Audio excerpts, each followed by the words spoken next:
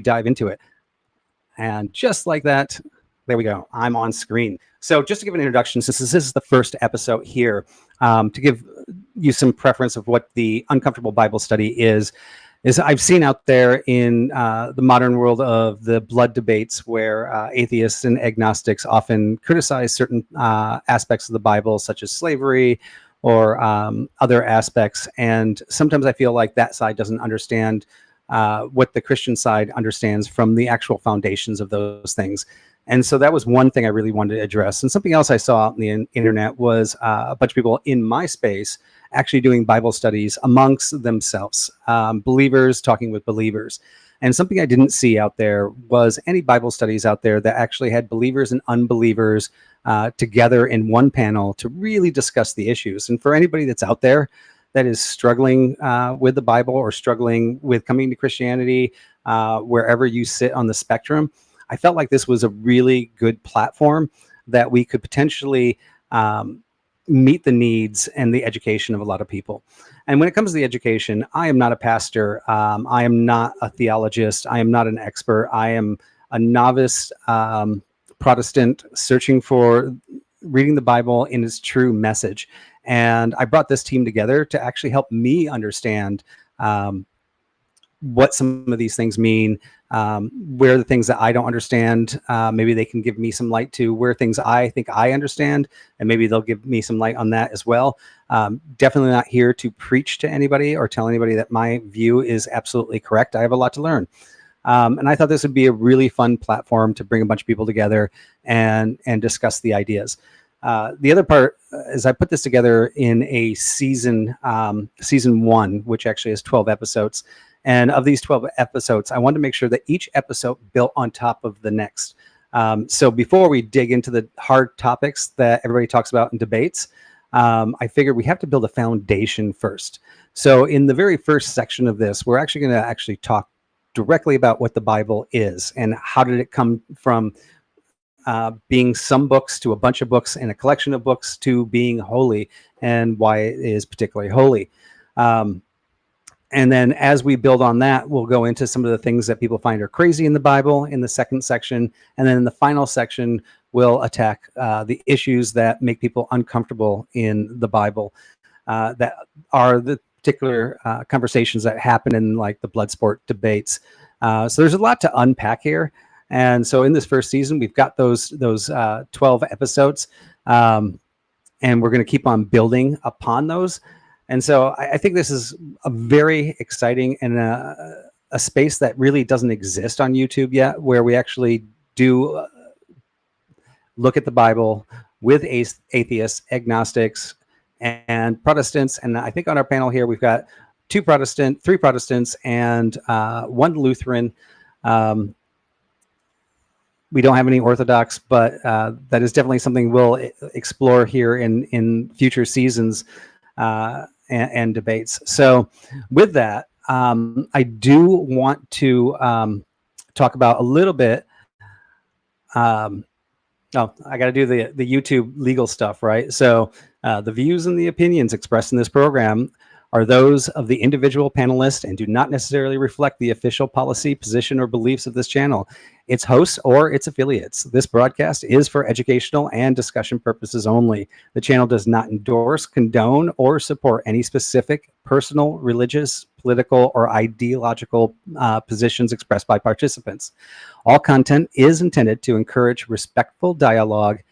Hate speech, harassment, or derogatory language is not tolerated and may be removed in accordance with the YouTube TOS. So now that we got the legal stuff out of the way, I did want to put this first quote up because it is a Bible study from Romans 1:16, and it's NASB, which we're going to talk about what that is next. For I am not ashamed of the gospel, for it is the power of God for salvation to everyone who believes, to the Jew first, and also the Greek.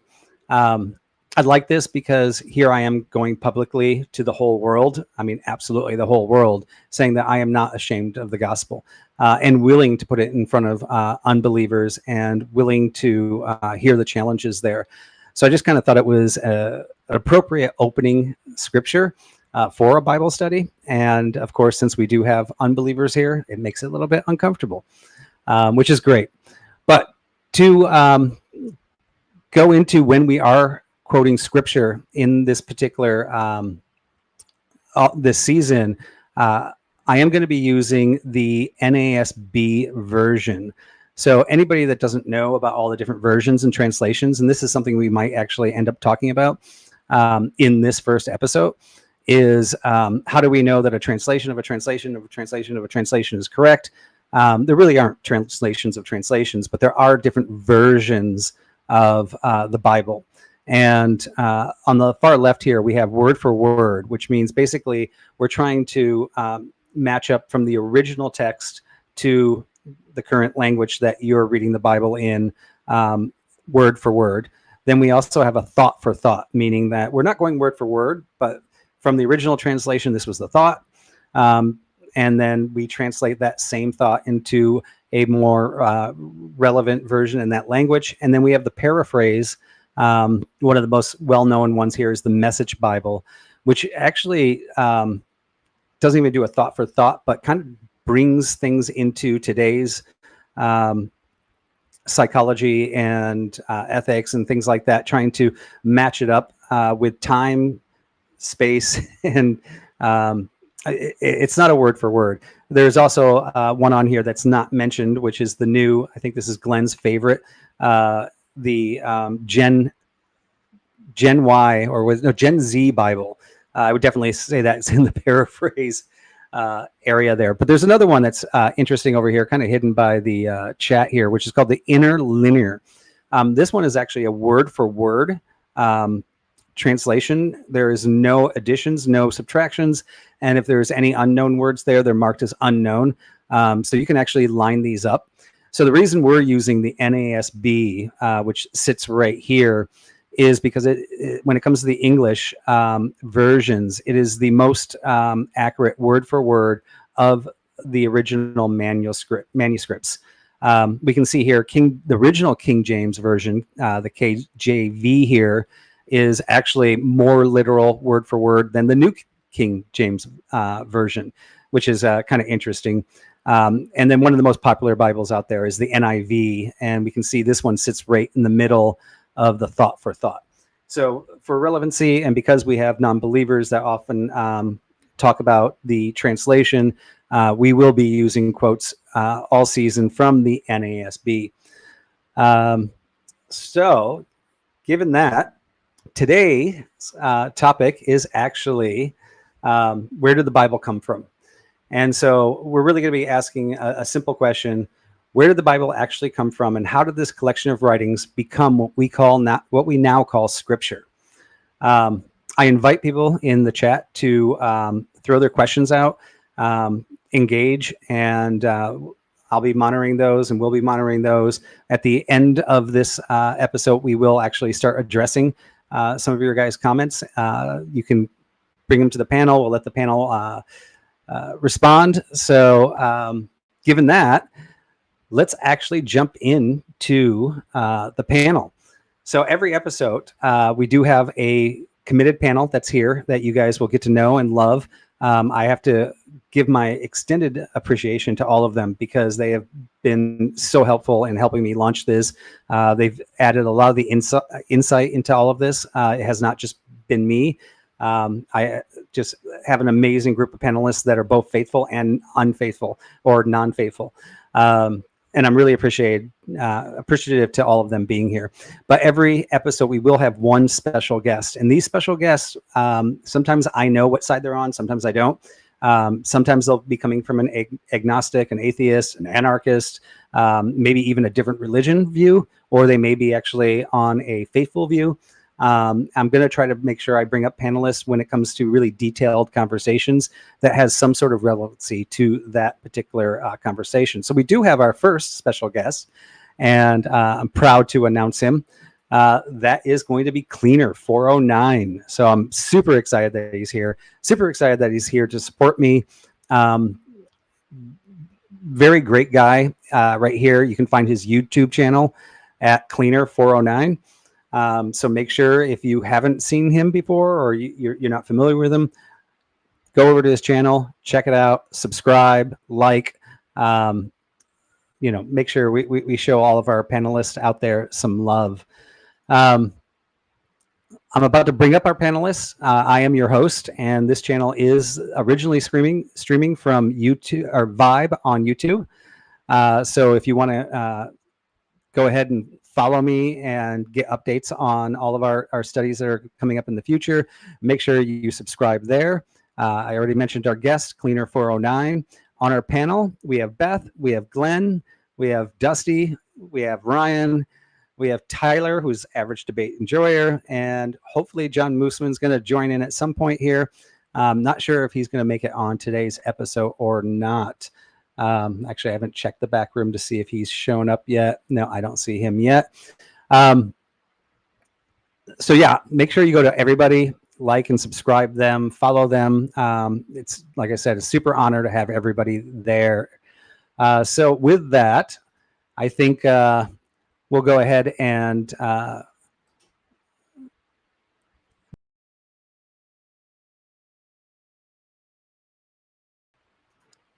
soon as I can get myself up here, there we go, perfect. And yeah, let's bring everybody up.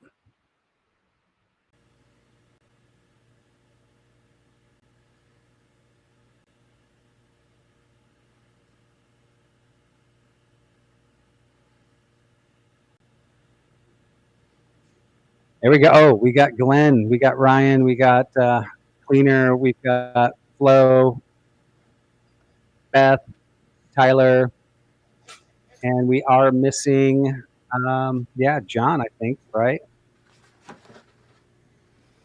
All right, so that's going to kick us into the intros.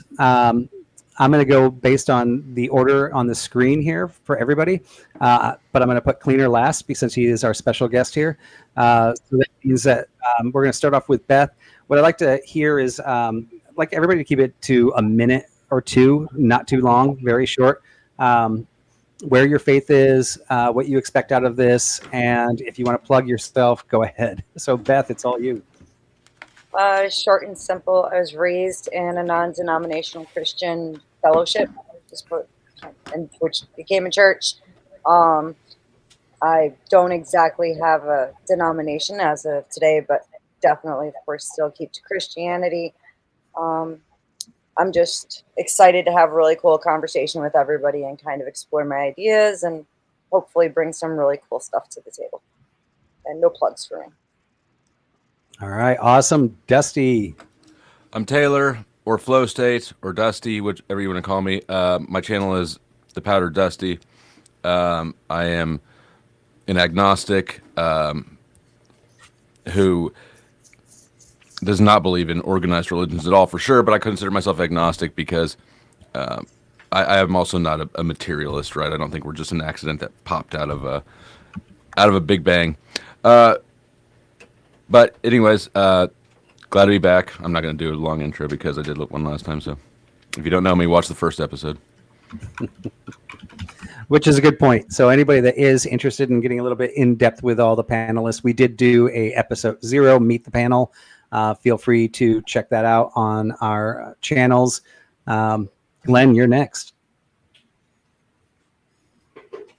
Sorry, I'm eating. I'm Glenn. Glenn Lawrence. Yeah, that's me. I'm eating, and I'll talk to you guys after I'm done eating. Ryan. Yeah, I'm Ryan, Radical Coder. I am an atheist. You might say I'm agnostic, but I'm pretty confident with the atheist label. I think that usually atheists mean that they have no reason to believe in the Christian God or any God, really.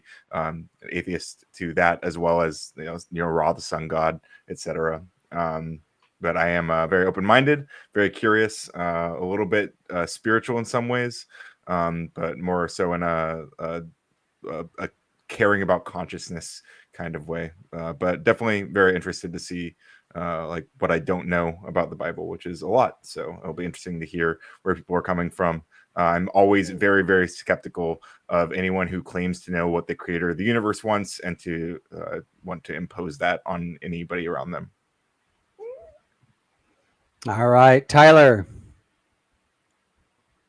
Hello, average debate enjoyer. I'm a little outside of my element with this, so I've been prepping like crazy. You really should go back and watch the first episode. Vibe got into his childhood. It was really tragic, heartwarming. Like, really, like, just check it out. It's great. On top of that, I am about as atheist as one can get while still remaining agnostic. Just because there's no evidence to prove something to me doesn't mean there's sufficient evidence to disprove that it could exist at all. So I leave that door open a little bit, but I'm the ultimate skeptic here to kind of question everything thrown my way. Otherwise, check me out on YouTube or Twitter or Twitch and all that fun stuff. All right, awesome. And then finally, once again, thank you, Cleaner, for joining as our first special guest. And the floor is yours for your introduction. I'm Cleaner. I don't have a specific religion that I ascribe to, but I have an unwavering faith. No one will ever be able to talk or debate me out of my belief in God. I am very, very steadfast in that. You're immune to logic. No, actually, I'm not. We can get into that, though. And is that it? Ooh, I think we see where the fun's going to be tonight already. That's exciting. Yes, absolutely. All right, that's exciting. All right, so once again, it's going to get uncomfortable for the atheists and the agnostics here because this is a Bible study, so we are going to do some scripture. Sorry about that. Christians too. It's going to be uncomfortable for everybody. Oh, Not for just sure. Yeah, I think I wouldn't say it's particularly. I mean, I'm not uncomfortable when I read Lord of the Rings. I'm not uncomfortable when I read Harry Potter. Mythology is fascinating. Brilliant. And Beth is 100% right.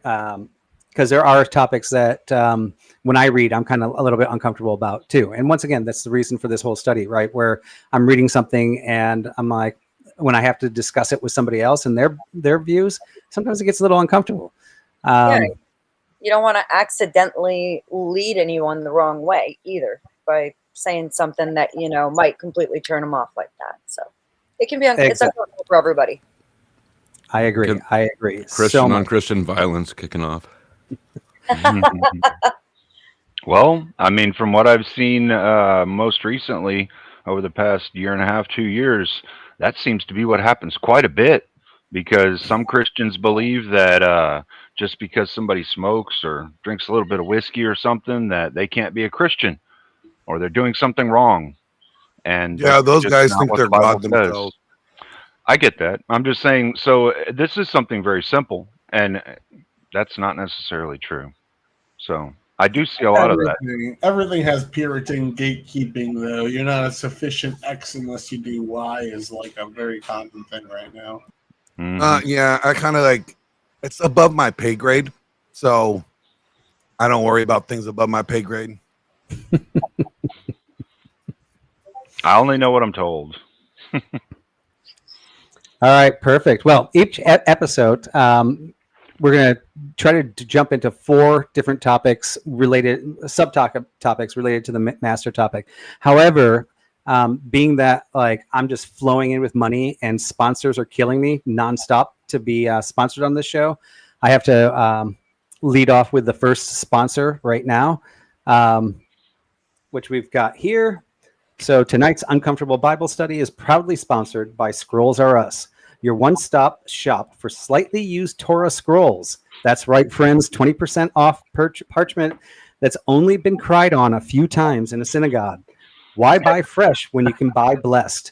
These scrolls come pre-highlighted by prophets, guaranteed to roll smoother than your uncle's conspiracy theories. But beware, side effects may include sudden conviction, uncontrollable repentance, and an overwhelming urge to quote Leviticus at family gatherings.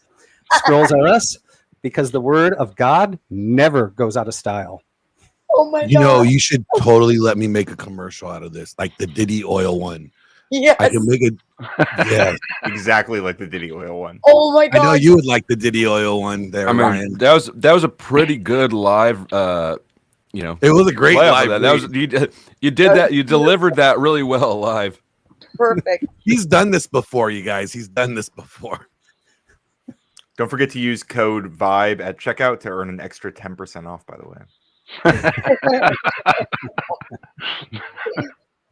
Oh man, that was excellent. All right. I figure there's no better way to set up the conversation than with a little bit of humor first, right? All right. So yeah, first section and the first topic is what is the Bible. And so I'm just going to kind of go through a little bit of intro on this. I'm going to let you guys kind of take it over. So we do have the Greek word of Bible, and I don't even know how to say it in Greek. I'll be honest. I'm not that smart. Maybe somebody else on here can actually do the Greek pronunciation. But the Greek word Bible actually means the books. So we are talking about a collection of books. And it can be any collection. They don't even have to have anything to do with God. So it's a collection of books that fit into a common reference. When we really want to get accurate, we actually talk about the Holy Bible.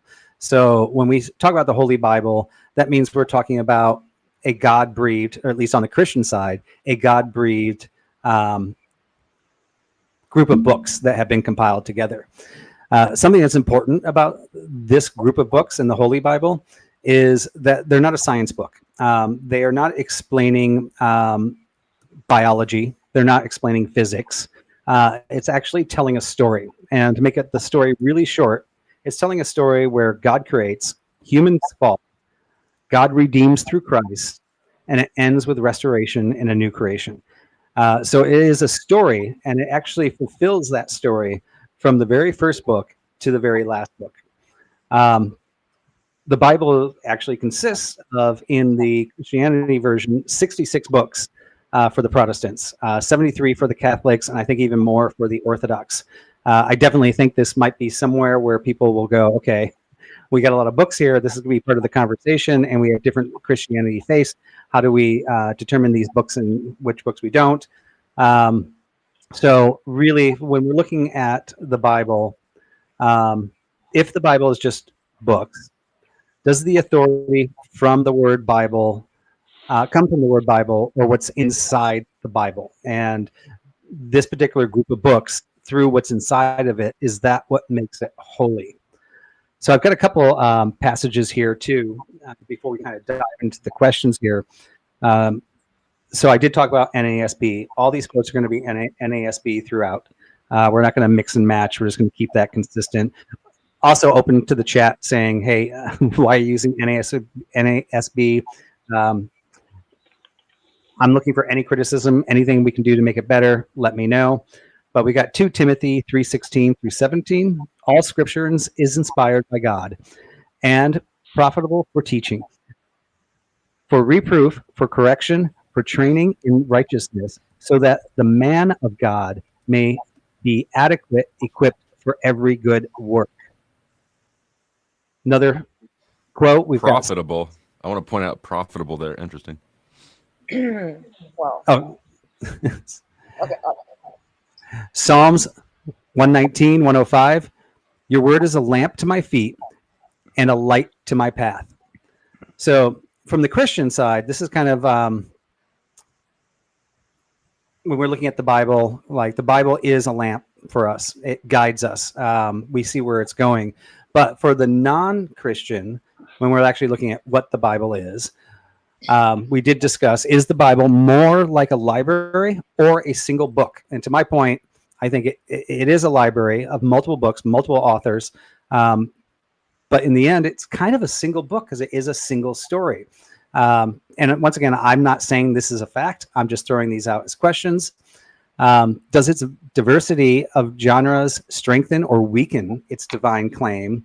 And is it an unchanging light for mankind? So this is kind of the first section of what the Bible is. I'm going to go ahead and open it up for whoever wants to kick it off. The last one's easy to answer. It depends on the religion. Some religions allow their biblical text to be interpreted and changed over time based on the era that we're in, the the time that we're living in, and some don't. All of them do. Unless you're saying you read it in the original Greek. Well, we may translate it, and if you consider that a change, then sure, it's changed. But if you consider a translation a simple translation and not a change, then I would say no. Some religions have tried to keep it as to the letter as possible. I think that the point was to try to keep the spirit of the language that was being used. However, obviously, from the words we have today don't have the same meaning that they would have had, 2,000 years ago. Like, for instance, the word profitable, which I know Dusty jumped on real quick. First, I would challenge. Christians are taught to be generous. Exactly. They're taught to give away. If I had no morals, I would absolutely rebrand and come back as a preacher, because it is profitable. It is profitable. You cannot say that word is wrong there. It certainly is.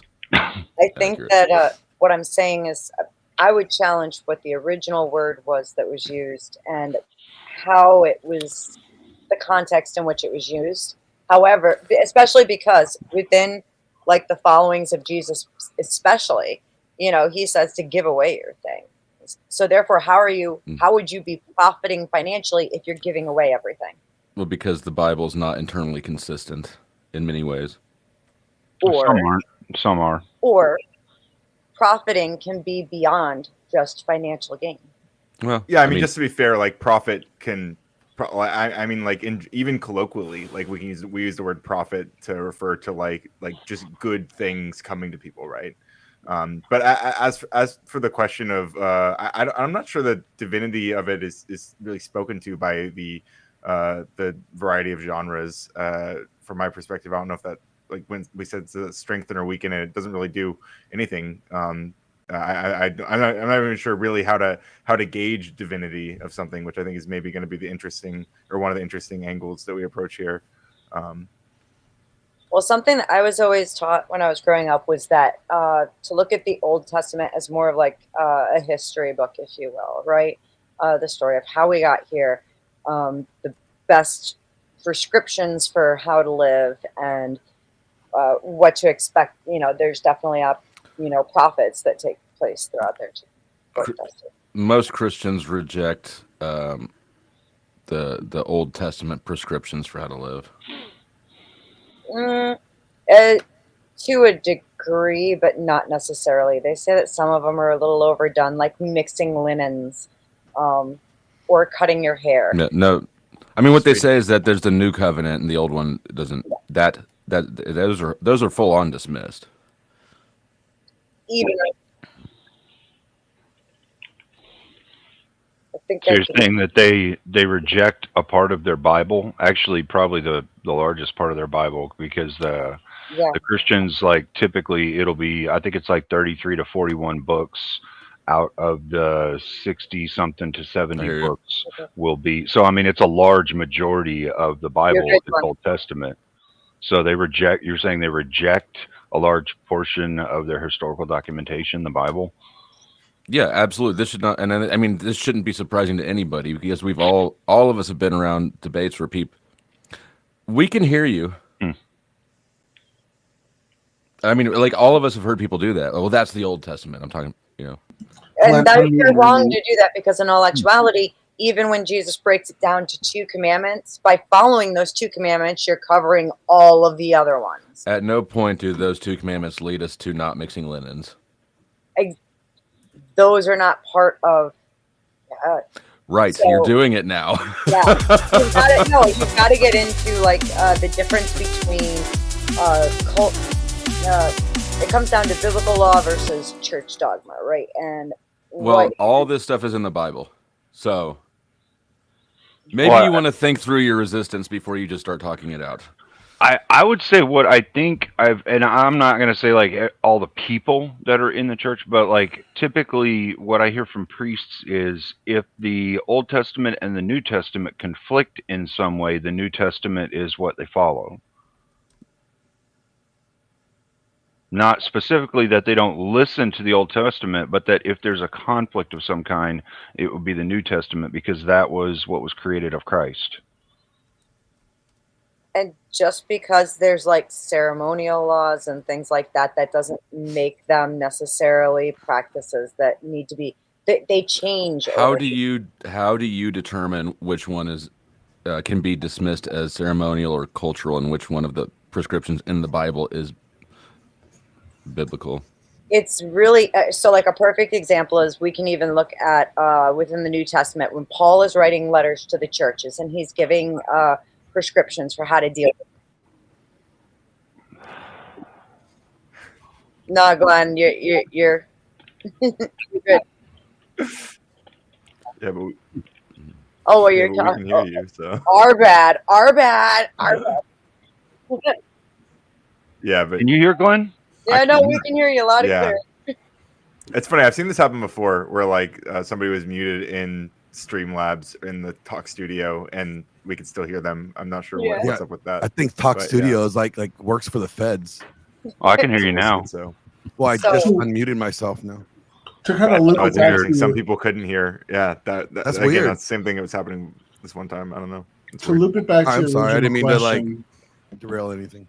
does the shut up, authority Glenn. come from the books itself, or what's inside the books, or the title of the Bible? I think that what people are arguing over clearly is more toward the Bible, because we can see some historical framework for some of the contents of the Bible that worked out for civilizations at the time, like things about slavery and not wearing two cloths and whatnot. But nowadays, those things don't so much ring true because they don't work with our society. I'd say the Bible itself is what manifests the authority, and what is in it is not as important just off of the distinction alone. The distinction comes down to, like I was trying to say, like you can see it very clearly with the letters that Paul writes to the churches, okay, where he's like, listen, God says this, and I understand you have this problem. God didn't say anything about this problem, so I, Paul, say this is the best way to handle it, and that becomes what they follow. Does it say that God said it? No. As a matter of fact, he's very clear to say God didn't say it. I'm saying it. So that's where you have to look. You have to look at whatever it is. So that I you're- look at Paul to find out what part of Leviticus is. No. What you do is you back in the Old Testament, you want to rewind, and you need to read what's happening before the passages that you're looking at, and look at the context of who said it, why they said it, and what authority they gave it under. That's Yeah, all. but most of these are prescriptions for daily life for the Jews, right? The like dietary laws, what you can wear, hair cutting, that sort of stuff. All these trivial prescriptions. How do you within those, right? They're prescribed to the Jews. What you seem to be doing is picking some of those out and saying, well, we don't need this because blah blah blah blah blah. But unless I'm mistaken, they're all kind of just laid out for the Jews. They're primarily for the Jews and the people of that time.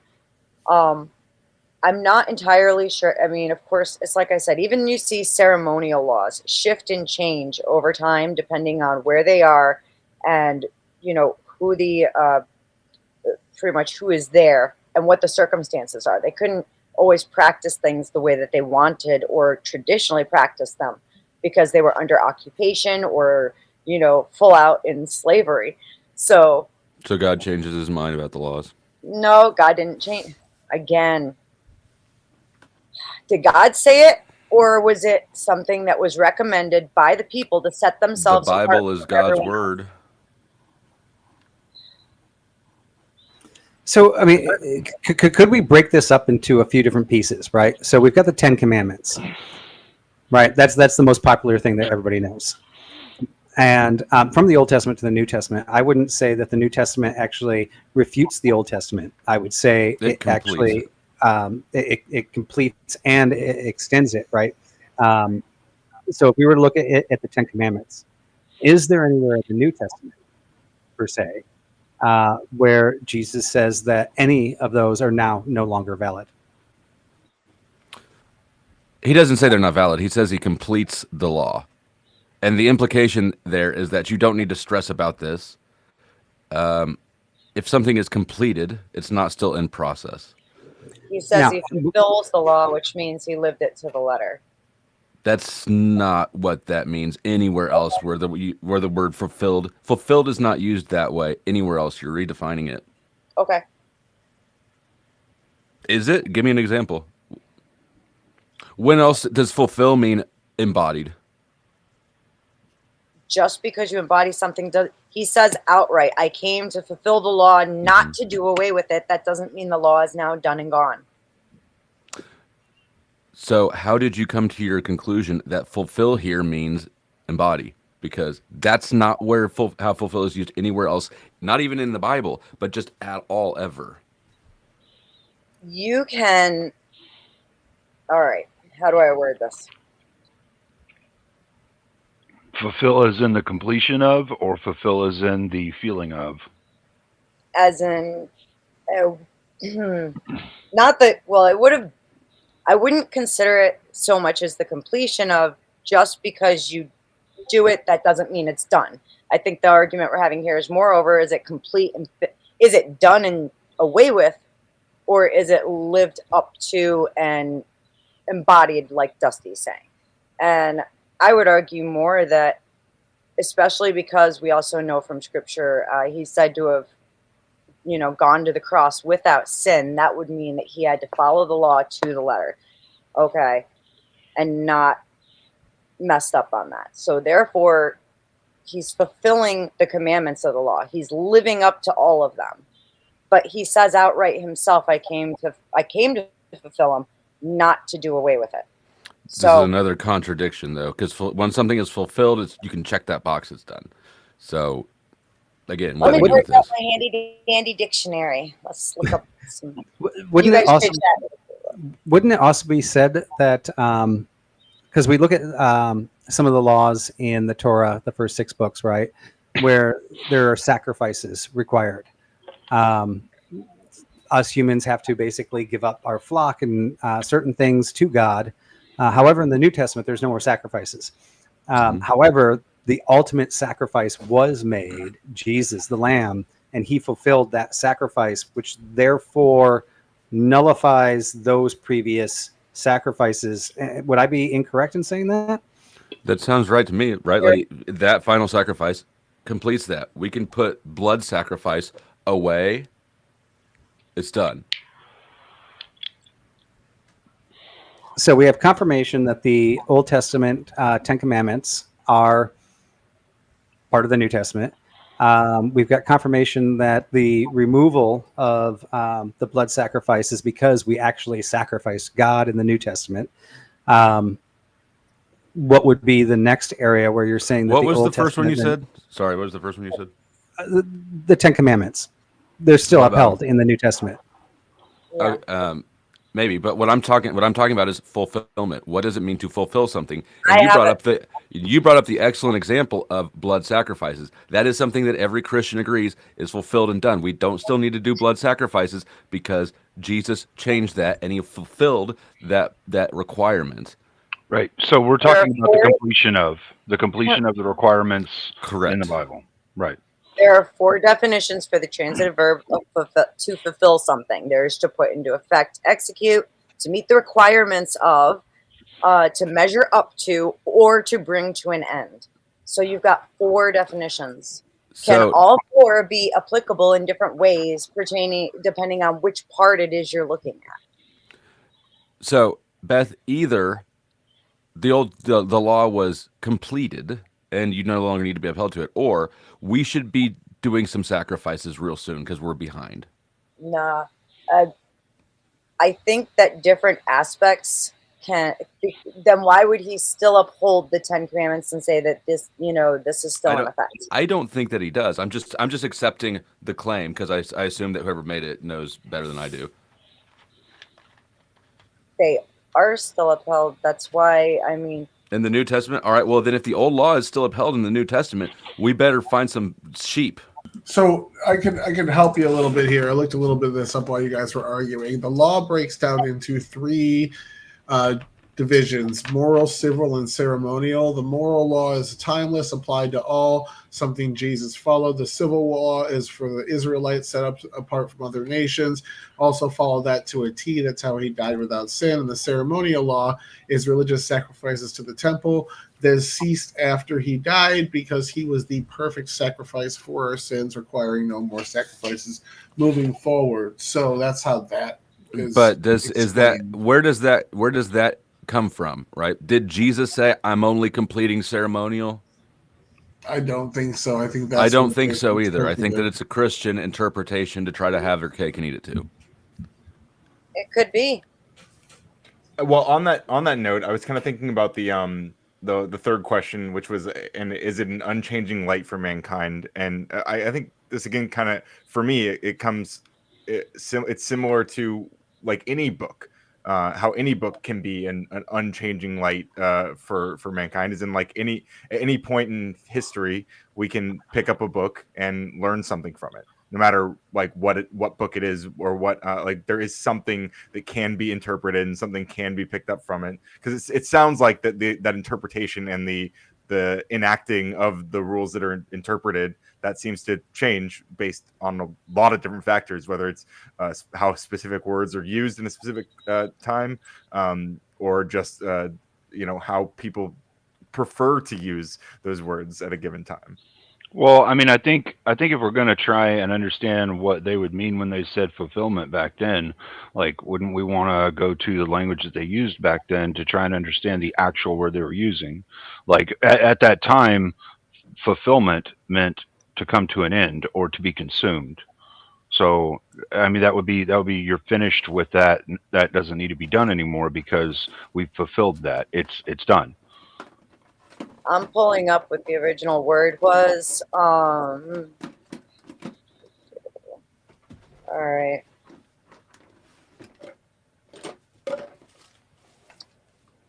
The original word, I can't even put it up here. It's P-L-E-R-O-O with a bunch of lines over the top. And it looks, so the core meaning of the word, as in to fill something up to its capacity, also to accomplish or carry out. Jesus carries out the law by perfectly obeying it and bringing it to its intended end. But that's not... Right, so something would be accomplished, it would be finished, it would be done. No need to do that anymore in the future, i.e., Jesus sacrificed himself, completing the sacrifice, so no one in the future has to complete a sacrifice anymore. Which would also be why the only requirement Jesus gives for getting into heaven is to believe in him, right? There's one requirement. So the old requirements were completed by Jesus. There's really no way around that. So then the argument becomes more of, is it a requirement or is it more of like a, I hate to say suggestion for your well-being? Because I mean, we can all agree that many things that are listed in the law and in the Ten Commandments are bad for us, right? Like murder and lying and stealing and... Yeah, but I mean those are universal rules, right?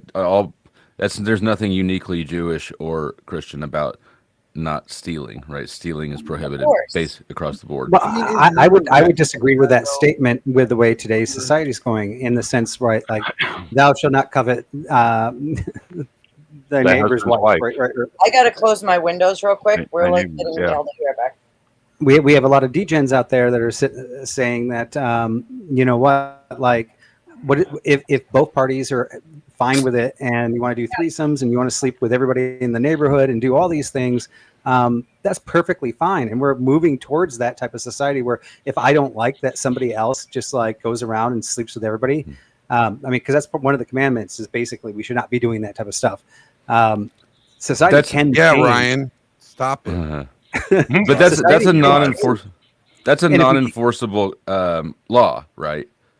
Well, it is. Because coveting. How would you know if somebody's covetous? It would be non-enforceable now based off of the world, like the social construction we have here in America. But in some countries, it's enforceable. Like if you go over to some of the Arabic Coveting is a nations, feeling. that's Right. completely well. If somebody sleeps with your wife in the Arabic countries, you can fucking kill them. Right, but you're like again, you're moving the goalpost kind of because coveting something and having sex with it are two different things. What I'm actually speaking to is the act itself, right? So if you're doing something like that, and I don't know if what they were specifically saying was just the thought of, but I mean I would think even the thought of something like that would be kind of, I mean that would be kind of fucked up, you know? It's somebody else's wife or some shit, you know what? Like really, Sure, you know? but I mean my point is that this is a non-enforceable law. So that part of you it can- would you be, can- but you- the action could be enforceable. But the action is something else, and the action is not what's prohibited. The sentiment is what's prohibited. But But who realistically, are you either talking one about? could be enforceable, right? Like if you could you could attempt to enforce, and I'm sure there have been places that tried to do this, or you did try to enforce someone just even having the idea of coveting their neighbor's wife, right? Or like how just having an attract, like if somebody like It's a handy displays some sign, justification. It's a handy justification if you're mad at somebody like, I saw Ryan look at my wife. He's covetous, you know? Exactly. Yeah. And you know, if you have a state that'll enforce that, then I mean, they certainly could. In But theory. how is this unenforceable? Wear by sunglasses, guys. Well, Well, your wife you to know, stop staring at me. I don't know. the thought side, I think that what Dusty's saying is fair. The thought side is something that's unenforceable. You can't prove somebody's thinking something unless you see them act upon it. The action we can enforce, but not the thought. How could you enforce the thought? You're not God. Well, but enforceable doesn't. I think it doesn't. You don't have to be right or wrong technically to enforce. You can just have the idea that someone is doing it and then try to enforce that on them. Like right. Like I mean, realistically, like that is technically possible. That law, That as wouldn't written, necessarily be can never enforcing, be justifiably enforced. It can be referenced as an excuse to unjustifiably, you know, persecute Right. somebody. But you could, but to say that it's against the commandment to think this thing, and you're thinking that thing, there's a big disconnect there. Right. So if I can bring this back, because I actually do understand this argument here, but we are talking about what is the Bible. So based on that first topic there, I know we're now arguing between the Old Testament and the New Testament, and I think it's a good argument. But I mean, maybe we can go around on each panelist's idea for just like a minute on what each person thinks the Bible is outside of the laws in between, or the Old Testament and the New Testament, because I actually do want to go into that and kind of develop from the beginning to the end. But I mean, what is the Bible to you guys? Where do you want to start with? What, me again? You're talking. Let's go. Oh, Lord. Thank you for volunteering. So it's a collection of texts that, in my opinion, is incomplete. There were many more texts that were considered, only some chosen. And I believe that the Old Testament is primarily more of like a history book, essentially. And we can actually nail down a lot of the events through it, which was kind of shocking to find. And I think the New Testament is more prescriptive for us. And it's something for all of us to fight about. For sure. And what do you think the Bible is, Dusty? First of all, I would like to shout out my 40 times great grandpa Constantine for creating this monstrosity. I think that it is it's a selected collection of spiritual books that has been turned into an idol by the Christians that follow it. It's also not a consistent story. In fact, Christianity is the inverse of Judaism. Everything from the law, which in the Old Testament, God is referenced to as the law several times. But Jesus fulfilled the law. And as we can see, even though Christians will go kicking and screaming to acknowledge it, the Old Testament law is not a key function of Christianity today at all. I do love, and I take a little half win there, that you didn't say it was a collection of books. You said it was a collection of spiritual books. Okay. Yeah. Yeah. And as well as like the Sabbath. Remember the Sabbath and keep it holy. Something as simple as that has been changed by Christianity. So I think that Christianity is the response to is the cultural or psychological response to what was an imperial problem for the Romans of this tribe of Jews who were kind of rebellious. So what's a good way to put them down? You usurp their religion and inject it with the opposite, basically trying to neutralize it. So I think that it's largely a psyop that has proven useful over time and continues to be useful and profitable. This is why I got to keep you and Teriak out of the same room. So I'm glad I only have one of you guys. Why? Does he agree with me? Well, he's going to go psyop, and he's going to go conspiracy, and he's going to go like black ops on. I mean, you don't. Deep state.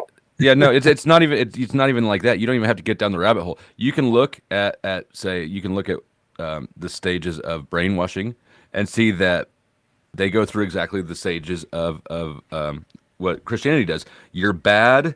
You're inherently bad. You're bad. You're bad. You're bad. You need saved. We can save you. Here you go. Here's your relief. It's exactly the same thing as brainwashing techniques.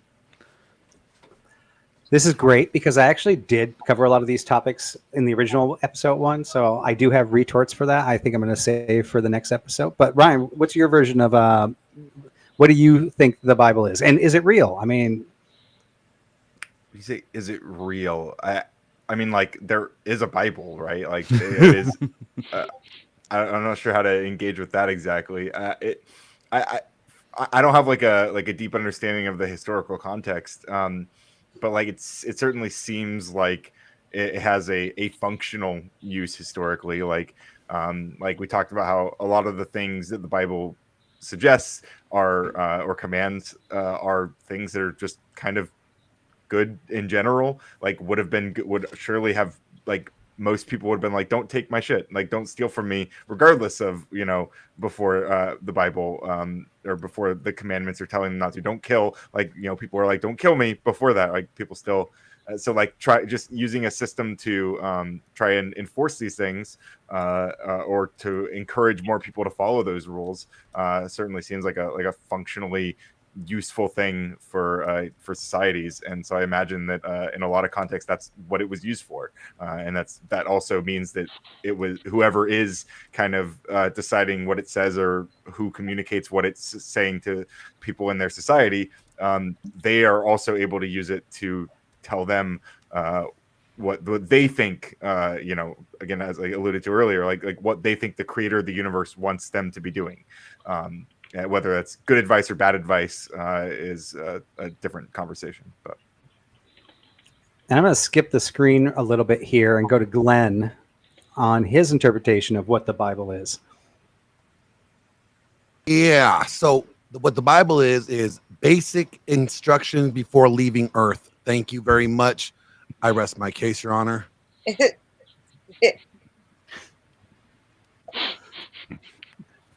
Tyler. So, I guess I was kind of hoping somebody would say something similar to me. I guess I'm on my own little branch here, but I see the Bible as an amalgam of stories, morals, character building in a way that fits a particular ideology like any other. Like, unlike certain ideologies, this one's actually written down with a nice structure, well thought out. Most of the morals and principles, if you follow them, will make you a good person. I view it as this one just has a ringing endorsement because they also made up this entity that's all-knowing that says, hey, this is the right one. And coincidentally, every religion does something similar to that. But I don't see it any differently than finding an ideology to have your worldview around that's political, or finding an economic ideology that you base your worldview around, or anything like that, except this one is more overarching, more encompassing. It controls actions on higher levels than just these other minor ideologies would by comparison. Like, you put socialism up against religion, obviously socialism is going to fall far short because it only covers this much, whereas religion is a dictate for your entire life. But I think it's a complete ideology, and almost all successes of it a lot of atheists try to play down, I see those all as successes of man that we should take. We should take a victory lap for, and in essence say, like, you know, the people that believe this believe that God handed it down to them, but essentially this is the creation of man, and this is some of our best work. So that's kind of how I see it. I like that, and I'm going to put a pin on that, but I'll let Cleaner kind of wrap up with his final definition of what is the Bible. I would say very close to what Tyler said. It's a collection of stories that show a prescription of morals that should be aspired to based on the religion's social construct of right and wrong and or good and bad. Yeah, and you know guys, what? I said it's so much easier. Basic instructions before leaving Earth. Like, the acronym worked. I'm Why not can't an you just, like, astronaut, say all so this I'm other fine. words and stuff? You just, like, made it take longer. Well, I think there is something key into what Tyler said too, right? And kind of going into like, where did the Bible come from? And ultimately that would be, does it come from man or does it come from God? And there's something really interesting because, I mean, Tyler actually said it's like one of the, it has good morals, it has good stories, it has good anecdotes. It has actually helped build society in quite a positive manner. And I think a lot of atheists and agnostics would agree it helped build. Now, I don't know if they necessarily agree that it is relevant today, where we're arguing it is relevant today. I think it's more relevant today than ever. But I think they would all agree that through history, minus the Spanish Inquisitions and people that like used it incorrectly, overall, it was really good building blocks for humanity. But if we actually look at this, where did the Bible come from, right? We know that we have like over 40 authors, right? We have 3 different languages it was written in. We have different time periods, and we have different locations. All these things were written in. It's like a big jigsaw puzzle. And somehow we are able to pull all these pieces together where both forward and backwards, all these books, when put together, reference each other. And granted, there's some books that are left out of the version I read. There's some books that are left out of both the Catholic, the Christian, Orthodox, and Protestant versions. But even when we look at these books, they all forward and backwards self-reference each other with different authors of different times in different locations. And when I look at where did the Bible come from, it almost just seems amazing on how coherent it is when put together. That it almost seems impossible that it could just be man. Like, I mean, how did guy A in this century and guy B in that century coordinate to make sure their books line up? So I'll just kind of put that out there. And this is kind of bringing us back into, this is bringing us to section 2. Where did the Bible come from? Because guy B read guy A. No. Because you see, you can actually look at places in the Old Testament where over 1,000 years early, crucifixion was described in really great detail over 1,000 years before crucifixion even existed. So how? Probably not. First of all, crucifixion is not a complicated concept. It may have been formalized and institutionalized later, but it's not a complex concept. Also, we're receiving a completed book thousands of years later. You're saying with absolute pure certainty that it could not have been added afterwards. Like, people don't use prophecies or predictions or Nostradamus stuff and then try to play with dates or, use it.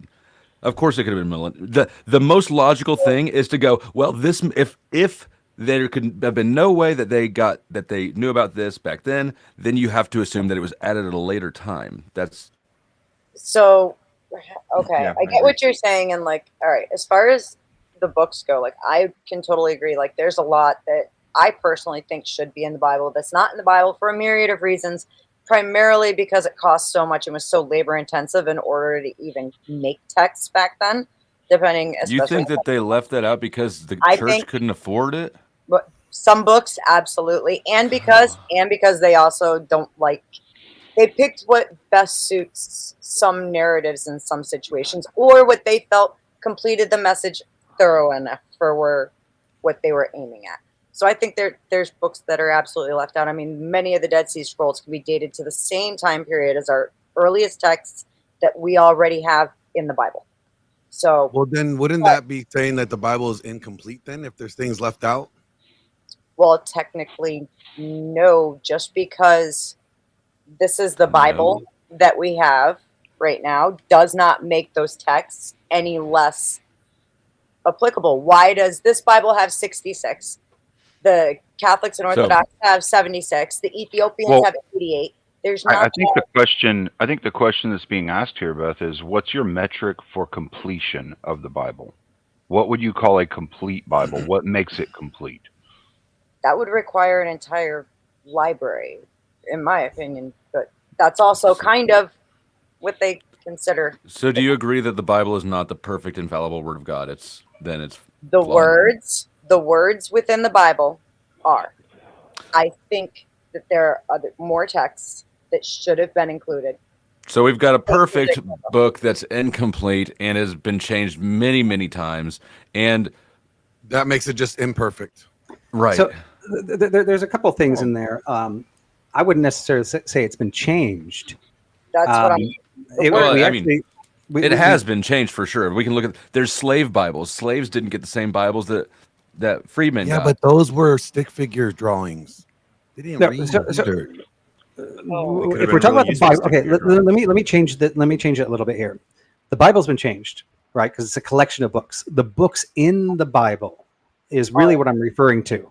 Yes. So when we look at Genesis, the Muslim, the Jews, the Christians, the Orthodox, we all have an unchanged book of Genesis that hasn't changed, and it hasn't changed through history. People didn't rewrite it. We're all translating from the original, oldest copy we can find. And at one point it was like 7 centuries, and then I think we've gotten down to like the 2nd century, and we found pretty much no version of changes between that. So when I'm saying same with Isaiah, it hasn't changed.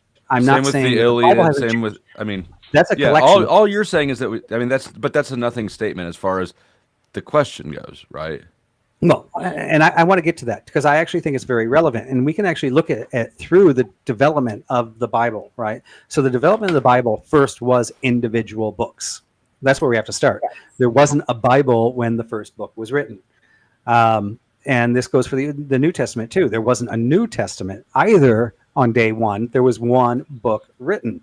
I think the first one was like 20 years after the death of Jesus, which was Corinthians. I could be wrong. Anybody's more than welcome to correct me if I'm incorrect on that. But it was still in the time when people were living and saw Jesus, right? So it was very close to his time. So we have the individual writings.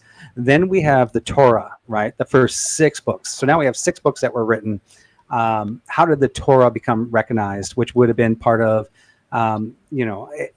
Moses and Abraham's journeys? Actually, probably more to the flavor after Moses, right, for the declaration of the Torah.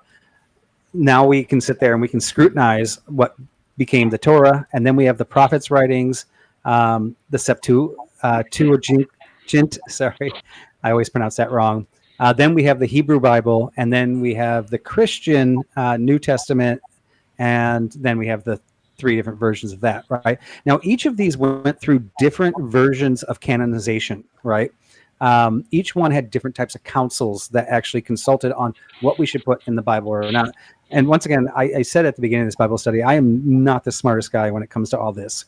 So the understanding has been fed to me, depending on which version of the legitimacy of each of these periods where we started creating Bibles that started getting bigger, especially when it came to Christianity, that we had councils that sat there and said, how many witnesses do we have to this book? Like there may have been tons of priests that were like, I know this book's divine, but then another priest is like, yeah, but we have no witnesses to that book. Therefore, we only can be sure on this particular thing. But yeah, I mean, there's many creations over here, so or through all these different versions. But I definitely can say the books didn't change inside the Bible. Which books got included have changed, and that's why we have 3 Catholic or Christian denominations that have different amount of books, because they have different criteria on what they've decided is relevant. So I'll stop there because I just went on a long.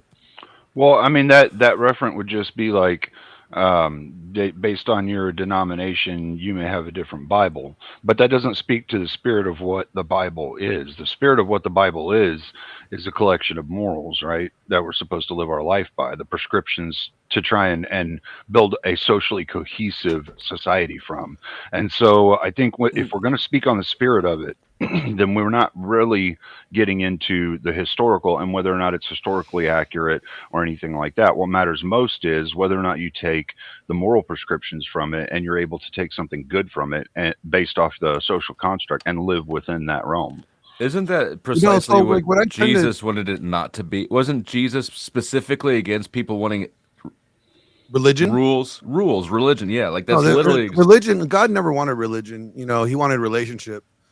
We see that, you know, but it was them little hat people that wanted laws, and you know, that's what they got. And that's what ended up forming the religion, right? The religious element of it was the fact that they wanted these laws, do this, not this, you know, like. So I mean, the way I look at it overall, like, and I know several atheists that would say this too, like, if you just take the Bible and strip it of its spirituality of it and the divinity of it, and you just look at it as a good way, a rule book on how to live a good life and not fuck up, you know. Right. So it's still best practices. You read this is a great manual to live a good life, and here's the best practices, you know, to enjoy that life, you know. So I think Alleged that's best practices. well, I mean, they were the best practices for 2,000 years or so. yeah. Yeah, I mean, no, not for I everyone. would dispute that as well. I don't think any of you know what any other ancient culture's ethical system was. Yeah, their version of the best practices, like Sure. Yeah, it was. a Yeah, it was their condemnation. version. Yeah. But I'll say it again, like, a and lot of any it, of you like, can prove me wrong. I don't think anybody on this panel is familiar with any other ancient society's moral prescriptions.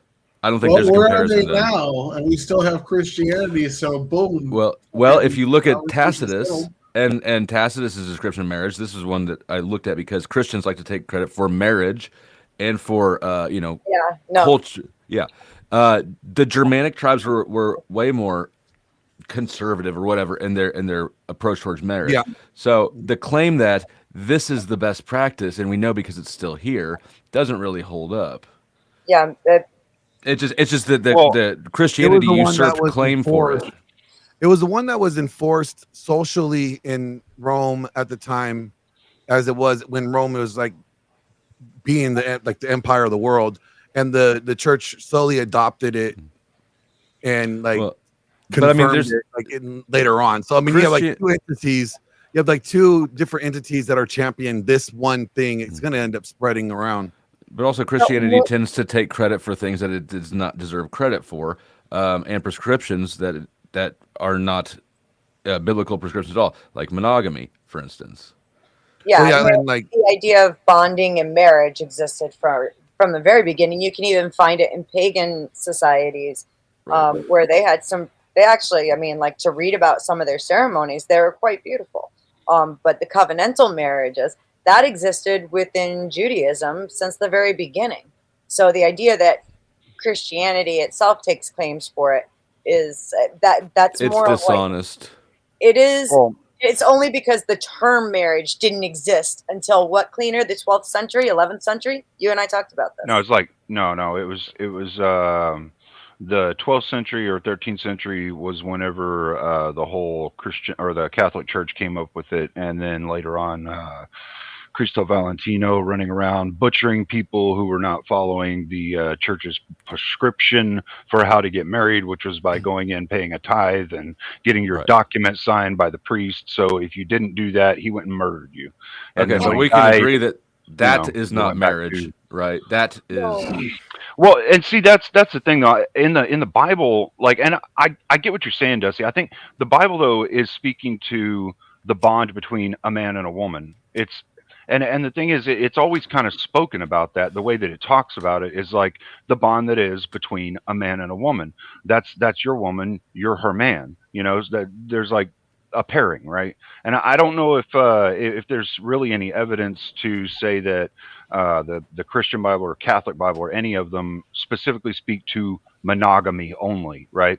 I don't know that. I'm not sure You about don't that. want to go down that rabbit hole. Yeah. Yeah, I yeah. would- That's why I'm go with leaving it you there. ambiguous. They Right. don't That's why I'm speak leaving it there. ambiguous. But They what don't. it But speaks it's to not ambiguous. It doesn't need to be left ambiguous. what it It- speaks but you know, to so is like the the- bond. But the And word that the term bond- marriage does See, not here's the exist in thing. the Old Testament. Oh, hold on. That bond is something that we can actually see on cave walls.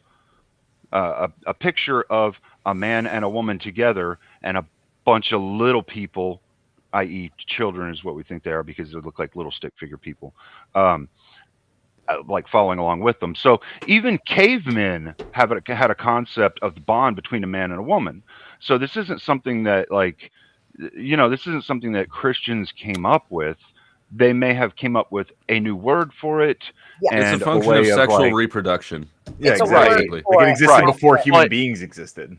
But It's the a part that's social important formality. about this, though, the part that's important about this is that they came up with a social construct for how people should behave when you know that a woman belongs to a man and a man belongs to a woman.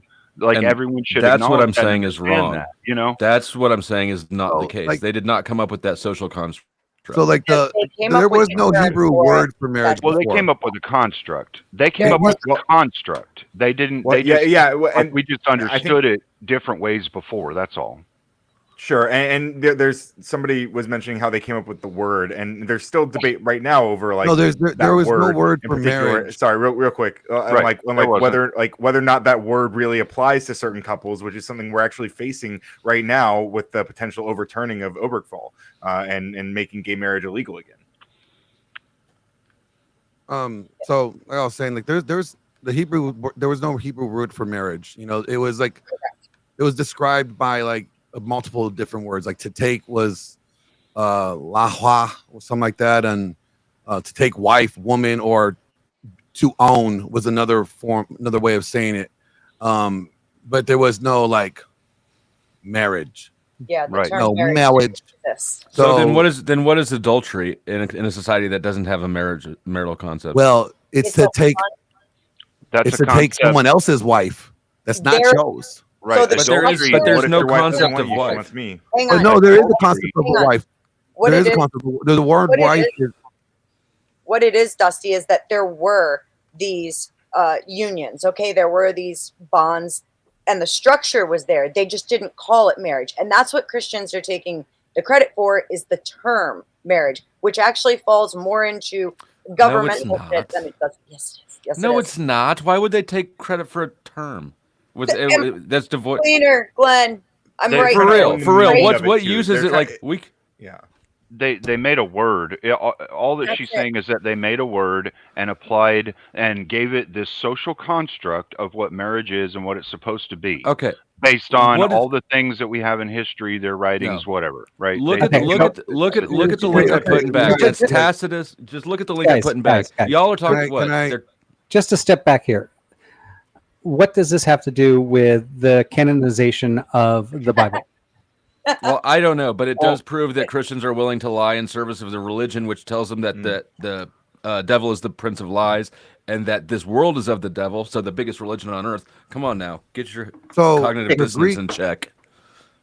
there are Greek terms for marriage, right? Like there's like gamos, that means like the wedding, right? The wedding of the marriage. Like the gamos of the lamb has come, like the wedding of the lamb has come. That's in Revelations 19:7. Gamio, to marry, literally means to take a wife in the Greek. So yes, in the New Testament there was a terms to, you know, to claim to was defined marriage.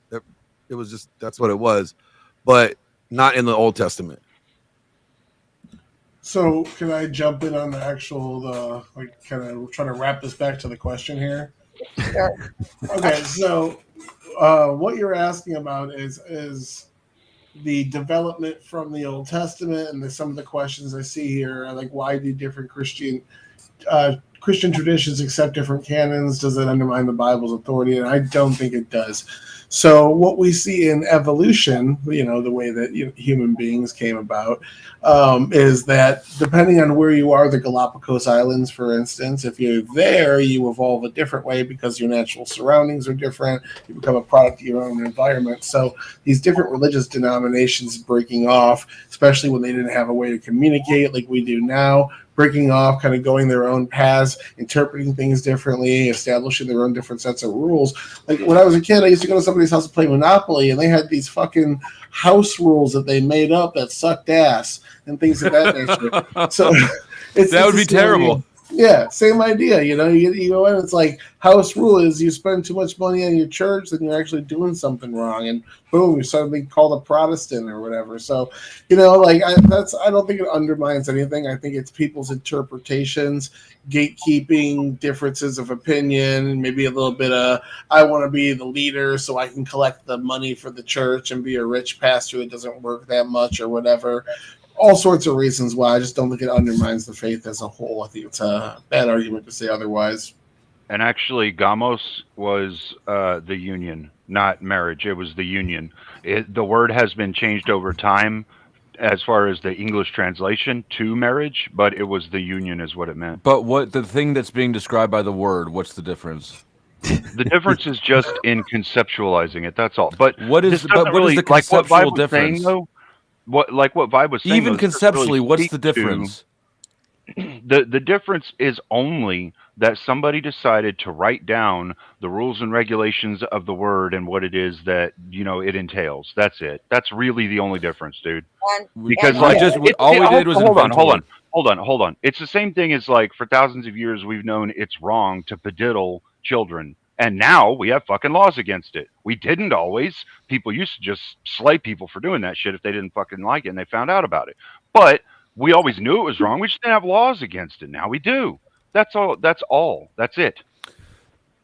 Yeah. Yeah. I think that's a good point, right? When it comes to marriage and things like that. I mean, we can talk about, there's another deeper conversation, right? Is humanity in the world 6,000 years old? If not, and the Bible's still true, and there were sects out there before Christianity that were recognizing marriage and things like that. That doesn't necessarily disprove that the Bible's incorrect, just because if you had God in your heart before God got this into manuscript for the world, doesn't mean that he wasn't already influencing your heart to want to be with one woman, to want to do these things. And then once he was able to breathe his word through man, that we were able to get these into books and actually solidify them as permanent law. So I think the fact that if you're going to argue that there was marriage before Christianity doesn't disprove Christianity. I don't think it's actually relevant on the canonization whatsoever. I think it's a great topic to actually have and talk about. Maybe we're going to have to add some sub episodes in here and add in marriage in the Bible. But ultimately, when it really comes down to the canonization, that's more what I'm curious about. And like, I know some details, some of the canonizations, but not all of them. So I definitely am not an expert on like why the Torah became the Torah. I wanted to research that before this particular episode, but I spent too much time with all the other parts of it. But ultimately, like from like Dusty, I could see an argument here, basically saying, all right, there's 3 versions of Christianity that all have different books in their canons. And that would be your debate. Like even we can't agree on what is accurate. My retort to that was that when we do include the same books, we include the same books. They're not translated different. They're not a different iteration. There actually are differences. We do have examples all throughout history of different edits where certain passages are added or subtracted. There's tons of examples of that. I can say there have been edits, but not edits that stuck. So everything that we're reading today, like the reason I went through this whole thing on the NASB is that this is a direct translation from the oldest versions that we have available to us.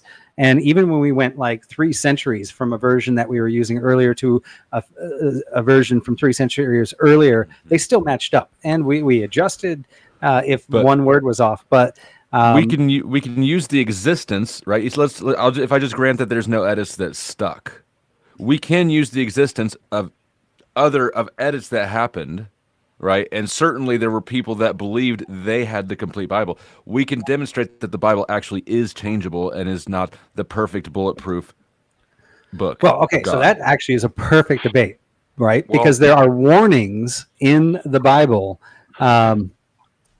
to make this unchanging. Man is fallible. Man will use this and has used the Bible multiple times for his fallibility, where he's used it to gain for himself outside of God's word, saying that it is God's word that he's going to try to exploit. That is part of one of the greatest gifts God gave us, which is free will. He could have just made us all love him, but he didn't. He actually allowed us to choose. Now or we not. get to be tortured for eternity if we choose wrong in a game that we don't know we're playing. Isn't Well, and it my possible understanding also? of the Sorry, go ahead. Isn't it also possible that like what you just described, like people using it for their own suggest their own preferences and stuff? Couldn't that also be the case for the authors of the books? Or isn't it very likely, in fact, that that's the case for the people who are writing the books in the first place? Well, I mean, and this is a great Yes. argument in that we're sitting here right now in this where I'm saying, like, I've been reading. I'm not a professional, right? I don't know necessarily how Jesus translated this. There is a level beyond this that is exactly what I want to go into in episode 2. First, I just want to say, hey, will we accept that these books are unaltered from what we're reading today and that they didn't go through translation to translation before I really do a hard argument on this? But I mean, there is a faith aspect of it where we have the Holy Spirit, right? And it guides us. But there's also some pretty good logical evidence. I lost my thought there. Really good logical evidence. Well, you were running down his question about canonization almost. Not Yes. just, you know, Yeah. Well, So, I mean, go ahead. My question really would be this, because I understand that the canonization process had scrutiny over whether something was true and factual, as well as whether or not something introduced a moral, something that should be told to give people something to aspire to live their life by as well. There were a lot of metrics that they had as far as their canonization process. So what I would ask is, nowadays, as we're sitting here reading the Bible, what would you say defines completion? Would it be that we have all these stories that have all the morals and the moral prescriptions that we need to live by, and so the extra stories that were taken out, perhaps they have the same morals, but they aren't needed because we've already got these morals in what we call the complete, quote unquote, complete Bible, right? What? I didn't Well, track that. I get what Okay, you're so saying. if you have the Bible as it's written right now, and you have, like, let's say 200 morals that are in there. I don't even know if that's right or whatever. I'm just throwing out a number. All right, and you have another book that you could add to it that would show an example of 13 of those morals that were already in the Bible. Then you don't really have a reason to put that book back into the Bible if you've already got stories that reflect those morals. So you're saying they left out books because of redundancy? No, I'm saying that's part of In the some metric of cases. canonization. And that's why I'm asking, like, right now, what would we call a complete Bible? I don't think the Bible's the Word of God, so I think So- that there isn't a complete Bible. My understanding is that when it was originally compiled, there was 80 books, and now there's 60 to 66, depending on your denomination. Actually, I would it's think that if more than that. I would think that the concept of a Bible necessarily means it's incomplete because it's an exclusionary process. Can I ask a question about this? Because I'm a little ignorant to some of the debates that have been going on about this, but I see here that there's been some manuscript discrepancies between versions of the Bible, and the example given is Mark 16:9 through the 20s, and it's debated for its authenticity. So Is there that one I'm not super familiar with, but a lot of discrepancies that I tend to have a problem with come down to the fact that as they translated the words, they tried to find words that were the closest to what was being said, and I think sometimes a lot of what was being said, or some of what was being said, can get lost along the way because it's not exactly the same context as how we view it today. But that one, I don't know. Glenn, does anybody know? Can you read it to us? Do we know the verse? I don't know. Here. It was Mark 16:9 through the 20s, and it's debated for. It doesn't say what it was. I've heard of this, but I can't pull it. Looking for discrepancies between different translations. And this is why I ask the completion question, right? Because when we're looking at the Bible, do we care whether or not it is historically accurate, or whether every single word is exactly how it should be, if it still ascribes the same moral in the story for us to try and learn from and live by, then would it not matter more that the moral itself is still pervade and shown? All that is like a question of the scale that he showed at the beginning. Where do you stand on this scale? Because there are some people that want to go word for word, and those would be the ones that we'd have to have this argument with. Yeah, I'd say they're missing the whole point of the Bible, which is to learn the morals of it. You know, isn't the issue that when it gets down to the nitty gritty of it, like trying to enact those morals in particular situations, that suddenly, like the more granular you get, the more important that kind of wording becomes. Where like if you're trying to assign a certain moral that you are interpreting from the Bible, then the wording starts to become pretty important when you are trying to discern the particulars of that moral prescription, right? I tend to be in the middle of this one just for the simple fact that the moral of the story is important. However, if the word that's being used kind of changes the context, I mean, like I had Steelman come and like try to argue Genesis 6:6 with me, where, you know, does he regret and wish he never made man? Because that's what it looks like he says, and it's like, that's not what that word meant. That is what that word meant, and we had this conversation later, and Not what that word meant. What's it mean? We can do it again real quick for the audience. It would have meant a deep sorrow. Sorrow. That doesn't mean that he wishes he never did it. Just because you're sad, super sad about something, doesn't mean you wish you didn't do it. It's very strongly implied, isn't it? No, I don't think so. You don't think it implies both that you were surprised by the thing and that you wish you hadn't done it if you're sad because of it? No, I don't think so. No, that doesn't necessarily mean that. It's like grief. Like you can be sorrowful for something happening in your past and not regret it because you know it made you better or it made someone else better. But if you're God, you chose for it to happen and you knew it would happen. Yes, because he gave us the freedom of will. That doesn't mean he's not watching us do things to ourselves and completely grieved by the decisions that we're making. That doesn't. Of course it does. Either he knew. Okay, this is a whole free will thing that I don't want to go down. But of course it does. All this argument speaks to is the fact that you can't understand the complexity of God and God's perspective. I would agree with that, but that's because God. Okay, so like, as I understand it, or a cop out. As it has been explained to me, as I understand it, all right, God is something we can't even come close to understanding. What we can understand is what God spoke to the people for how we should try and live our life to have the best life possible, to have the most moral life, to not hurt each other, to not be destroying lives, to not be, you know. So do you think that it would be good people? Good people. So do you think, would it be immoral for you to kill me because I'm not Christian? According to which religion? Your belief. To Christianity, your belief. To all the Christians, should you kill us, non-believers? No. Matter of fact, well, unless you try to steal my food. If you try to steal my food, I'm going to stab you in the neck. All right. My beans. Then why does Jesus prescribe the opposite in Luke 19:27?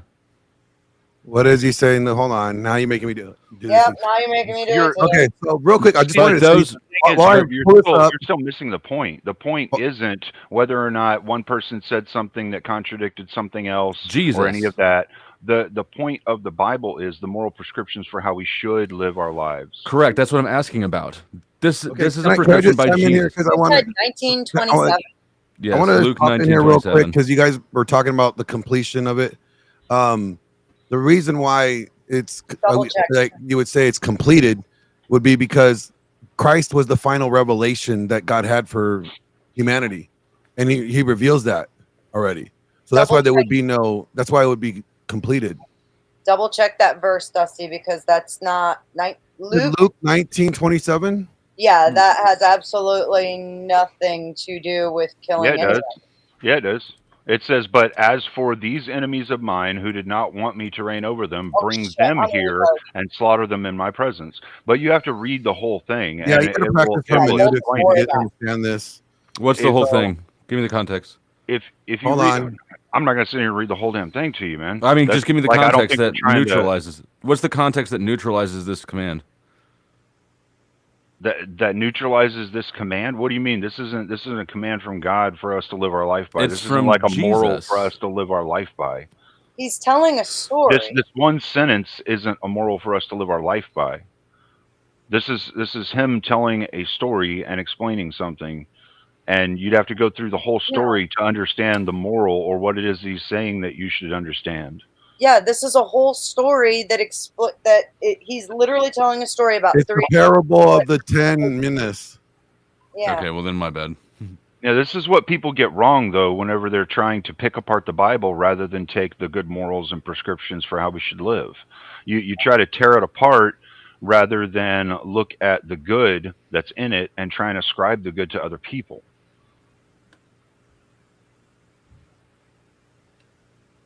Yeah, you'd have to, if you read the whole chapter there, all of the. I'm reading the parable right now. Yeah, I may have gotten ahead of myself.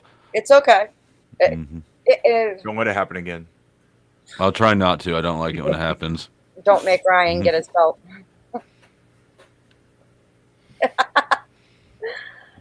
Oh man. We're looking at Luke. Yeah, it was Luke 19:27. I was the retard. I was looking at the wrong side of the page. Luke 19 what? 19:27. But really, you got to read kind of like it's a whole story. It's about the talents. It's the parable of the talents. Parable of the 10 minas. You got to go through the whole story to get a full understanding of what he's saying. Yeah, at the end. it starts from verse 11. If you just read from verse 11 all the way down to.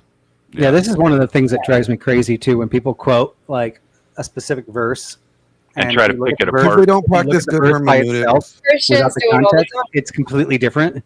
This is the thing I complain about people all the time. They don't practice good hermeneutics at all. Yeah. This is a story when Jesus is saying that they should be doing something, and the people that were there were saying, "Well, we don't worship you and follow you, so we're not going to do what you say." But what he was ascribing was something that was good for the people, and he's like, "Well, I mean, if you're not going to do what's good for your people, then I mean, we should get rid of you." Well, what if I don't want to do what you think is good for the people around me? What I think is good? You asking or me what you personally? interpret as good. You're asking me a personal question. What would I do, or what you do? Well, I guess I'm speaking like in terms of using, like, if a society's using the Bible to determine what's good, and like I disagree about like what they're saying is good based on their interpretation of the Bible, like I don't want them to get rid of me, right? That we've been running into for millenniums or whatever. Well, yeah, exactly. Well, that's why the Bible has a prescription for that as well. God will deal with the spiritual when you get to God, but mankind can try and deal with mankind and create a law for mankind to hold them to a standard. So it says the word of God, the law of God is above the law of man. But that is because when you pass, you will have to go to God and stand before him in order to go to heaven or wherever you're supposed to go. But here on earth, the law of man, we obviously have to follow the law of man as long as it doesn't conflict with the law of God. As long as it doesn't tell us to do something that's against the law of God. Like if you came up with a law that said whenever somebody runs a red light in front of you, you have to run them down and kill them, right? Well, that would be against God. So we wouldn't do that. We'd say, well, fuck that law. I'll go to jail for it. But it would be morally good. Well, the whole point behind a lot of these stories too. The whole point behind a lot of these stories too is actually to call out those who mismanage or do things that are directly harmful to their people. Do you let someone stay in power when they're doing something that's mismanaging things that affect everybody's lives? Mm-hmm. Do you know what I'm saying? Yeah, and I think That's whenever both people too. try to cherry pick the Bible, they get away from the morals that are trying to be taught by the story or parable or thesis or whatever it is that is being picked apart. You know, people who cherry pick tend to be doing that and only that instead of taking the moral that it is that it's trying to say and saying, okay, well, that moral seems like a shitty moral or a good moral, which I think is that's the real thing that we should be talking about here, is whether or not these morals apply to our society nowadays. I don't know. That kind of sounds like, well, Cuba had a good literacy rate. Like, if it's a good moral, then the story shouldn't be feed your wife poison, and if the baby dies, then Correct. you were right to think that she was cheating. So, I think that cherry picking out those egregious things is necessary to show that. And this can be explained. Like, if you just aren't a literalist as to what's in the Bible, you can say, yes, of course, man has written these things. If there was some sort of divine intervention inspiring it, maybe that divine intervention knew the limits of man at the time and just kept it within the realm they know. Like, slavery is what the practice is right now. So here's some ways to do that until your society is advanced enough to get rid of this. Sure. So I get what you're saying, yeah. I don't know. I don't think you need to go that route. So if we're going to be extrapolating moral meanings from stories, which I do agree, actually, that is the purpose of it. What should we extrapolate from the story of Abraham and his baby mama? Well, I think that would probably be something for another time, since we're discussing like what is the Bible right now, and not so much like specific parables. And Well, whatnot. I mean, you guys are saying it's moral prescriptions. Well, and I'm just saying, keep it on point, you know. Well, What was the question again, Flo? Abraham and his the story of Abraham and his baby mama. sending Which away one? Ishmael and his Yeah. mother. Ishmael? Abraham and the no paying child support. Yeah, well, God blessed both of his children. You see that God, like Ishmael is blessed too. Ishmael creates a whole Ishmael didn't have to go. This is how blessed Ishmael was. Ishmael didn't have to go take a hike with Daddy and then lay up on the altar and then look at Daddy with a knife in his hand. He didn't have to do that. Ishmael get out of it, which also is another bad moral prescription. Just saying. That one is something that's something I'd happily argue with you sometime. But the whole idea too is Ishmael goes on to create a whole new civilization. Well, yeah, I mean, this is kind of our first split, right? Yeah, it's a pretty big. Even though, despite the fact that Abraham was a deadbeat dad, just like God is, I guess. But was he though? Wasn't? Was he, or what was he though, or did he just provide? Your interpretation? I mean, I would argue he wasn't, right? He was blessed. I mean, by he God. was a rich God, man, and God blessed all his children. Right. Sure. So that's independent of Abraham. Abraham's actions as a father was to be a deadbeat dad.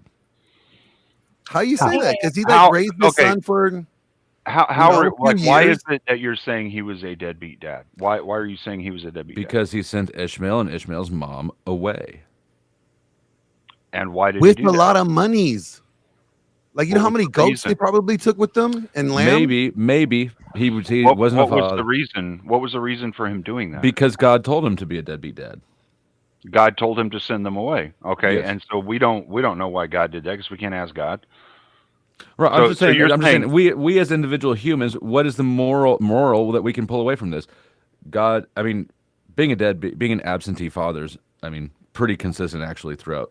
All you could pull away from that was that he followed the word of God and did what God, the Almighty Creator, comes to you in front of you and tells you, look, Flo, you have to pick up a fucking rock. It only has to be half a pound, but you have to pick up a rock and carry it around for the rest of your life. And if you do that, you will live a long and prosperous life. You don't think that you're going to do it? And you don't think we can and should? Are you going to do it?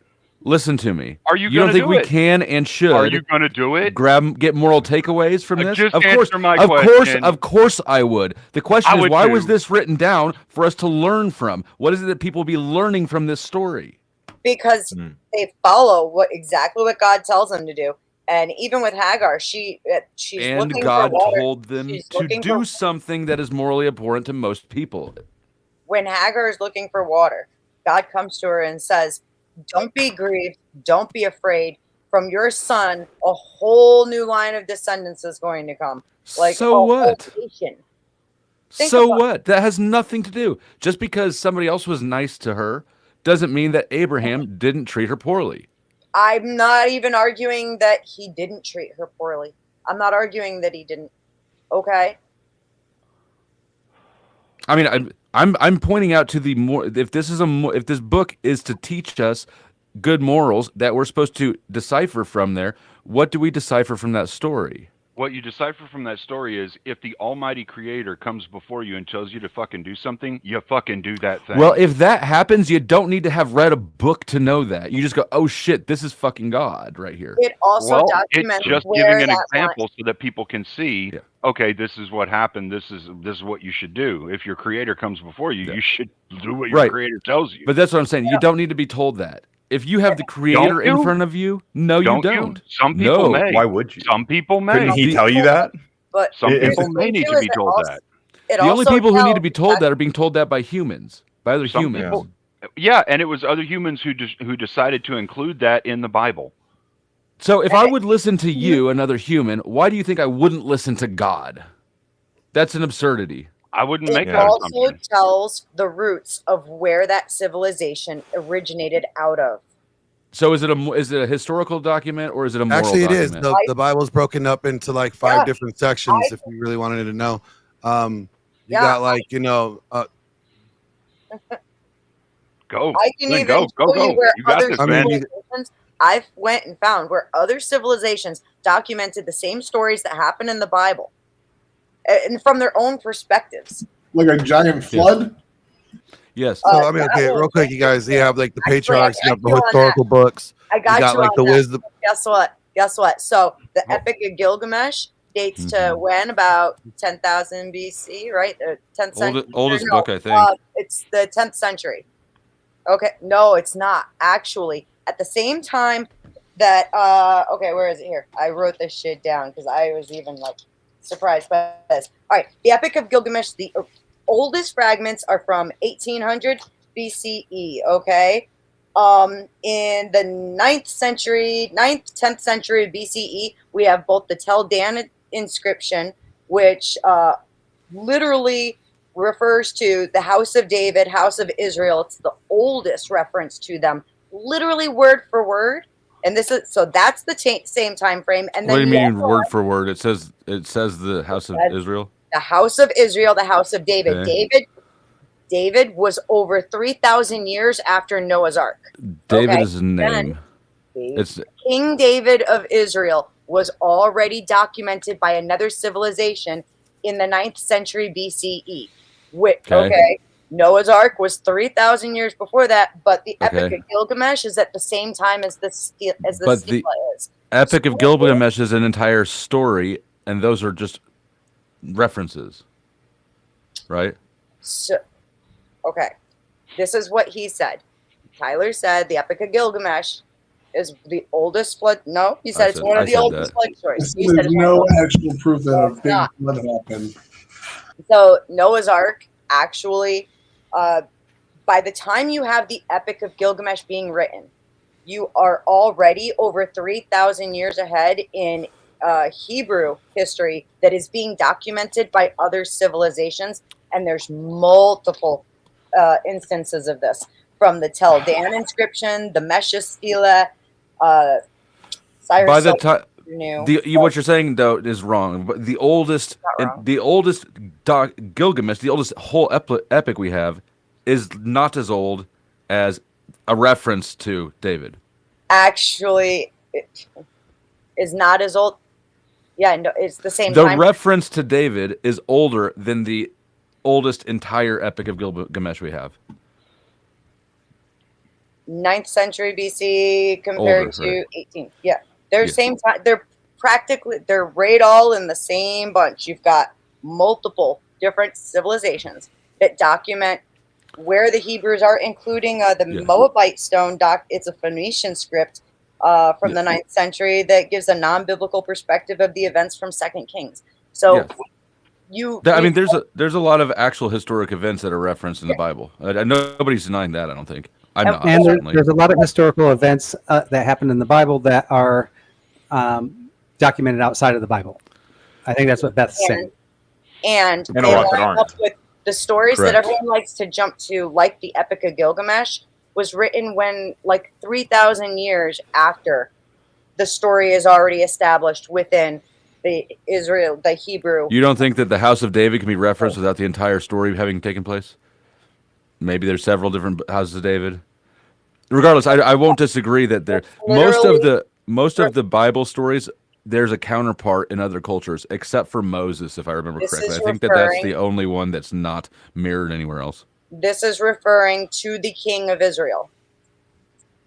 Full on. That's why it says House of David, House of Israel. This is a direct reference to David being the king of Israel. I'm not disputing what you're saying. I'm not disputing what you're saying. I'm sort of playing devil's advocate against your assumption that there's only ever been one David, king of Israel.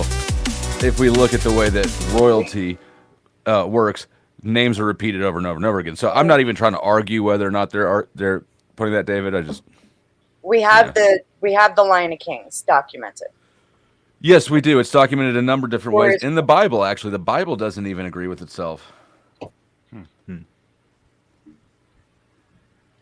All right. So, Got interrupted for a second. kind of once again bringing back into like what is the Bible? I think we kind of all agree that the Bible exists. I don't think there's much disagreement on that the Bible is mistranslated. That's gone through like 10, 20, 30 different translations, and what we're reading today is completely inaccurate from day one. I mean, would anybody disagree with that? I would say it's probably mostly accurate. It may not be completely accurate, but it's probably mostly accurate. I would agree with that.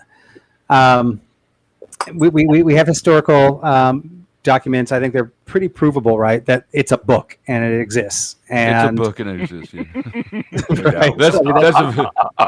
If that's as far as we can agree, this is going to be a long series. Well, no, I mean, but yes, I agree with those. one of the big points is, I mean, there are a lot of skeptics out there that actually believe that it's gone through like all these different translations and that the telephone game happened, right? And the version that we're reading today isn't the version that was the same version as the first version that was written, or at least the first copy that we have that was written, right? And I am trying to put a pin in saying that I think we all agree that we don't really have translation problems anymore when it comes to word for word. However, I think we can say there could be translation problems when you're looking at different sects of Christianity. So the Orthodox would say there is actually no problem here because they believe that they know exactly what every scripture means. And I love that idea. Because I don't want to have to read the Bible and go, let me figure out what this means. I would love for somebody to actually tell me what Jesus or God actually meant by that passage. I don't feel like I should have to figure it out. But on the Protestant side, right, we have that side where we have to be touched from a higher power, and we have to have iron around us. Iron sharpens iron. Men with men studying Scripture can, through the Holy Spirit, actually understand what the true meaning is behind all of these passages. And we do tend to conclude when we come together versus stepping outside of the box, playing God and going, well, I want to pick and choose from this Bible and believe it the way I want to believe it so it fits my worldview. This would be one of the problems that the Orthodox have with Protestants, saying that Protestants can just make up anything they want by their interpretation of the Bible. But what I do want to step into, and for episode 2, is really on the crux of asking about the divinity and how we can actually say this is something that is real. This is something that's from God. And how can we prove that that's something from God? A lot of this stuff was hit on during this episode. We definitely have a lot more to unbox, a lot more to explore. So, I mean, we were on topic. We were off topic. We did explore a lot of different things there.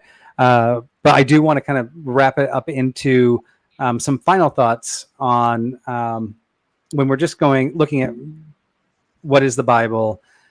I think everybody did actually give their opinions there, but maybe we can wrap some of this up with some closing reflections on what that is and what you expect from episode 2, where we actually do start talking about the divinity of the Bible. So how are us on the faith side going to prove to you that not only now that we know we have a historical record that we think is fairly accurate, with maybe some canonization problems between different religions, but books that, if they are factual, how do we put God behind the author of that? And that's really where I want to go next week.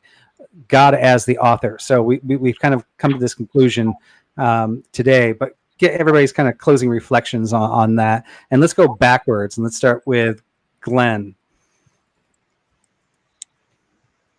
Wait, what? What was the last part? Oh my God. Pay attention, So- Glenn. No, like I heard most of Kidding. it, but I just didn't get the last part. Like, okay, like what were we expecting for episode 2? So episode 2, I really actually want to go into the divinity of the Bible. Yeah. Right? So then today how are we? So it's kind of the closing reflections on today. I mean, today is really about just like talking about the canonization of the Bible. What is the Bible? Is it a story? Is it a science book? Is it this? Dusty actually asked about that earlier, and we know it's a collection of stories. It is a collection of history. That history includes testimonies. It's a book of poetry, prophecy, and letters that were sent out, right, in the New Testament. So really, we're kind of looking at, like, basically saying the word that we're looking at today is accurate. Next episode, we're looking at trying to figure out the divinity of those words, and looking for the reflections from the panelists on today's conversation. Yeah, so I would say that just like I said in the beginning, what the Bible is basic instructions before leaving Earth, and I still look at it as the same thing. I think that God gave us this how to live life guide by, and we have it's like a cheat code. We have the cheat code right here. We can just follow the cheat code. And like next week when I'm thinking about getting into the divinity of things, I think that how we have to prove to them that there's divinity in this. I don't think I have to prove anything. I think the Bible proves itself. When does God ever need me to do something for him? Like, it's the other way around. So I'll Tap let him out. speak for himself. I would tap out beforehand too, because Because it's not even my fight, it's an unwinnable fight. But I'm getting ahead of myself. Go. Taylor. Flo's So- gonna be like he's gonna be a Baptist pastor in like 3 years. Watch. He will. So more or less what we all agree on here is the morals and worldview that comes out of this is an overall good. It seems like we just kind of disagree on our level of belief and level of interpretation of these things. Generally, I don't, even if there are mix-ups in different versions of the Bible and disagreements, I don't see that as invalidating on its own, because it's been a long time with people that didn't communicate, a long game of telephone. So I don't even see the mix-ups and altercations and gatekeeping as invalidating. I just, at the end of the day, think that we are taking away from humanity and human beings. This is a system, an ideology that we came up with that, again, as Glenn said, gives us a cheat code, at least a certain type of person, a cheat code to live their life in a morally good, structured way that takes them out of the ambiguous gray areas, provides them a route to aspire to be a better person. And so for that, I'm not against it. I just don't believe the stories that are backing it. And again, you guys are going to have a hard sell turning me around on that. Tomorrow is where we're going to start to really see disagreement, because I don't see any tangible proof that anything is backed by some sort of divinity. So I'm hoping for some challenge there. That's all I can say for tomorrow. All right, Ryan. Yeah, I think similar to what they were saying, I think what we agree on is that they are there are texts written down by people, at least prescribing morals, largely, or like at least it seems like generally they're used as moral documents to help provide people some moral shape to how to live their lives. Whether those morals are good or bad in effect is certainly a whole different discussion. I don't know that I'd buy into what Tyler said necessarily. That we agree these are even. I mean, there are obviously good morals, but I don't know that I would even attribute those like to the Bible. As I think they're kind of like the Bible is maybe embodying things that you could simply reason yourself into. But yeah, again, there also seems to be like a lot of historical things that are in there, a lot of things that are substantiated, a lot of things that aren't. But in general, yeah, it seems like a document that is used to prescribe some sort of moral structure to people's lives, and again, that can be good or bad. But I would prefer still that people approach their moral systems in a more nuanced way than just like these stories like are the end all be all of morality. I think morality is a living project that we have to continue like we figure out through living our lives and through all sorts of supporting documents, not just one book. I think the Bible is basically all the things originally first described, except the divine word of God. I think that it has some historical parts, it has some poetry parts, it has some rules, it's got a bit of everything. Ultimately, though, and maybe by design, because people treat it as a moral authority or an idol, and because it is so big, people, it's very useful for anybody to find basic support for basically whatever they care to find. I think if I understood the purpose of this right, or maybe if I interpret what I believe the purpose of this episode to be, to Vibe, I think that he's trying to establish that we can trust that the Bible now is accurate to what the Bible was originally, and I do think that largely, at least in my mind, you can move forward with the assumption that translations have not been radically changed. However, there has been so many years and so many translations and so many moving parts to this book that it's easily exploitable, right? On either side, you can say that prophet doesn't mean prophet, and even if it does, regardless, what I'm saying is both sides can exploit the fact that it is old, it is huge, and it is translated. So it really is. It creates quite the predicament because you can never get around the fact that it incentivizes people to exploit that ambiguity for their own purposes.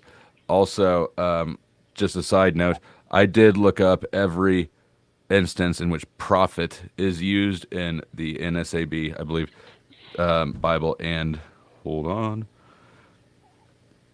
6 of them, just reading the verse in which the word is used, not reading the context at all. 6 out of 17. I'm sorry, 6 out of 13 specifically mention financial wealth in the same verse. 7 of them heavily imply it, and 3 of them seem to use profit just as a generic benefit term. So it is safe to assume that profit probably means profit. Good. That is cool. I would definitely go verse by verse and be like, what word was used in this, especially because we have situations where you've got multiple words that mean similar things, same things. I'm not discounting what you said. I believe what you said. Okay. But what you started off doing was resisting that word means what it means. No, that's not what I said. I said, that's not what I said, Dusty. Okay. I said, I freaking agree with you. I personally like to look up what the word actually was. I know. It's really hard. I also, by the way, like a lot of what Ryan said, and I like a lot of what you said, Dusty, because I think that it should be more of a library and less of a single book, right? Even when we go to libraries, religious texts tend to be the smallest section that you can find within libraries. Whereas I don't discount any of the stories, even if you want to look into what other religions say. I think it's kind of important to look at the contrasts. And no, seriously, Dusty, I'm not discounting what you said, and I'm not resisting what you said. Stop resisting. You're struggling. Pause. No, you're supposed to say submit, woman. I only say that to Lindsay because I want her to cry about it for the next 12 months. So I do appreciate that we have the most concise texts in one collection. However, personally, I mean, I have a copy of Dead Sea Scrolls right there on my freaking shelf next to my bed. I do see the value in looking into more text than just what we have in the Bible that was given to us. But it's fun chatting with you guys. Can I do an addendum vibe? I forgot one little part. Make it quick. Okay. I think that the Bible has a lot more utility when it's not used as a moral compass. I think that the morality embedded in it is highly questionable, and that people pick and choose out of it what they want to claim as Christian morality versus not Christian morality. But I do think, though, that if you get away from the impulse to use it as a rule book, then you can read it with more nuanced understanding of the message trying to be conveyed.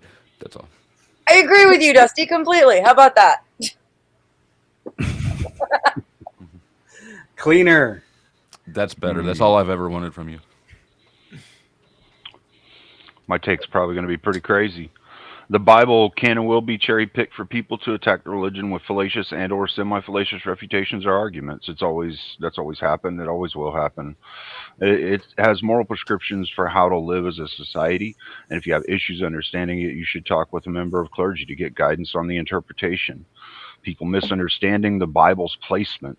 It is a product of the church. The church and religion is there without the Bible, but the Bible is not there without the church. Faith is what matters, and that is what the church teaches. My God, I couldn't have a better wrap up there. But that would be a wrap up for us of faith. And I mean, I find it interesting because I personally don't believe that the Bible should be a pick and choose definition of morals. And I think that's where a lot of the debates come when it comes to Christians and secularists, right? Secularists go, well, we can pick and choose when we discuss with each other and we don't like this particular thing anymore because today I want to lower the age of sleeping with women or raise the age of sleeping with women because now our moral ethics all agree that we've changed our moral ethics. I do like an unchanging moral framework, and I don't believe that if I'm going to be a Christian that I get to pick and choose. I think the second I pick and choose, then all of a sudden I am no longer a Christian. But I also, to what Cleaner said, I am a layman. I am an ant. I do not understand God's word completely. I'm always struggling to understand it. I do have to go to my elders and my pastors and ask about verses and phrases. And I do understand that there are multiple sects. So I even have to every once in a while go, is the one that I'm in is the right one, right? And that's why it's good to have these discords and have everybody talk. But in the end, as far as this episode and my concern, some people may razz me on this, but I think we got to win in that we're all pretty much in agreement that what we're going to be talking about from this episode moving forward is pretty accurate. No, I don't think anybody on here is saying it's 100% accurate, but I think we can actually agree from moving into the next pieces that we are all talking about text that we feel that is mostly unaltered from its original hand, whether that hand be of man or be of God. And I mean, as I said, this whole thing was basically based to build on building blocks. And so I think we actually really did define a really good first building block to step into the next part, which is where did this actually come from? Did it come from the word of man, or did it come from the word of God? And I actually prepped for that one, which was the original episode 1, for weeks, so I have a lot more ammo on that one. I didn't have much ammo on this one, so hopefully we're going to really dig into it on that. But from there, I would like to open it up for just a little bit to the chat, to peg any questions to either side, and I can post those up on the stream. If anybody wants to jump into the conversation, go ahead and throw the question out there, and we'll post it there and see what the panel says.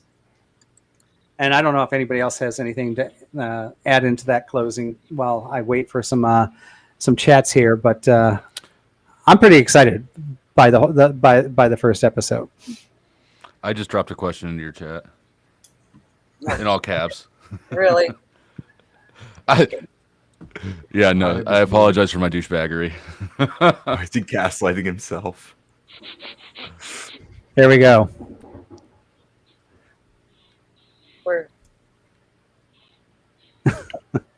Please repeat. Answer for your crimes. Hey, I'm just trying to, I have questions when I read. I mean, I am faithful because I have something beyond just, I'm very logical. And one of the reasons I switched to the NASB version is it was amazing when I switched to that version, because I felt like when I was reading the Bible for the first time in that version, I felt like it made a lot more sense to my logic and understanding, instead of having this translated version of like message versus message. I feel like God touched my heart, and I felt like I had a lot of understanding in there, but those are feels. And I understand when talking to atheists, and I have a lot of atheist friends, I've had some that have converted, that feels is not enough for them to take that next step. And you do have to give them some type of logic. So yeah, I will step on my feet quite a bit, probably in all 12 episodes, because I will throw my atheist hat on and throw the areas that I have read and my areas where I go, wait, that one didn't make sense to me. I'll throw that out there. But that doesn't mean I actually didn't get an answer, just to help other people that have had the same questions come to the same conclusions that I did in the end. That's fair. I think somebody in the chat said something at the beginning of the show that I thought was very interesting, that I would very much like to touch on. You say science and believing in science, digging deeper into science, wouldn't that conflict with religion?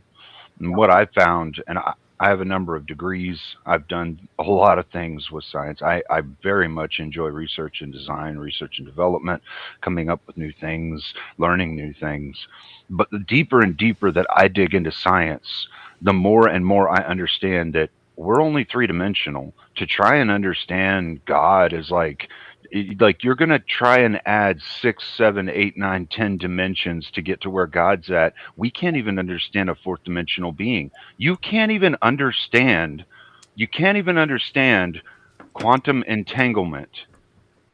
Quantum entanglement, where two particles are actually affected by a fourth dimension, but we can't understand how they could be on other sides of the universe from each other, and still one forces the other to spin in the same exact motion it does. So if we can't even understand something as simple as the next dimension up, how the hell would you think that you could understand God? 1000% agree. And which then leads me to the conclusion, why then, if I agree with that, which I do, people who are pretending it's something else, like the Bible authors in all religions, are necessarily lying to me, or I'll give them a bit of that. They're misinformed, Misguided, right? Yeah, misguided at best. Right. How convenient! Everyone's just too stupid to get it that doesn't get it. I think it's reasonable to believe that we're too stupid to understand the nature of God, just like an ant can't understand calculus. I think that probably we can't understand why we're here. That's reasonable. I think we simply, like, our senses might simply not have access to those dimensions, right? Like it might just be that we literally can't conceptualize whatever this thing that we're pointing to is. And when ants put a rocket on the moon, that comparison will land with me. Well, I mean, I think what Dusty's saying is fair, though. Whenever you look at the reality of what it is he's saying, we didn't put a rocket on the moon. What he's saying is basically just really simple. You can't understand God. All you can understand is what God has shown us, or what we understand to be of God, and that's pretty much it. We can try and understand that, but we can't understand God.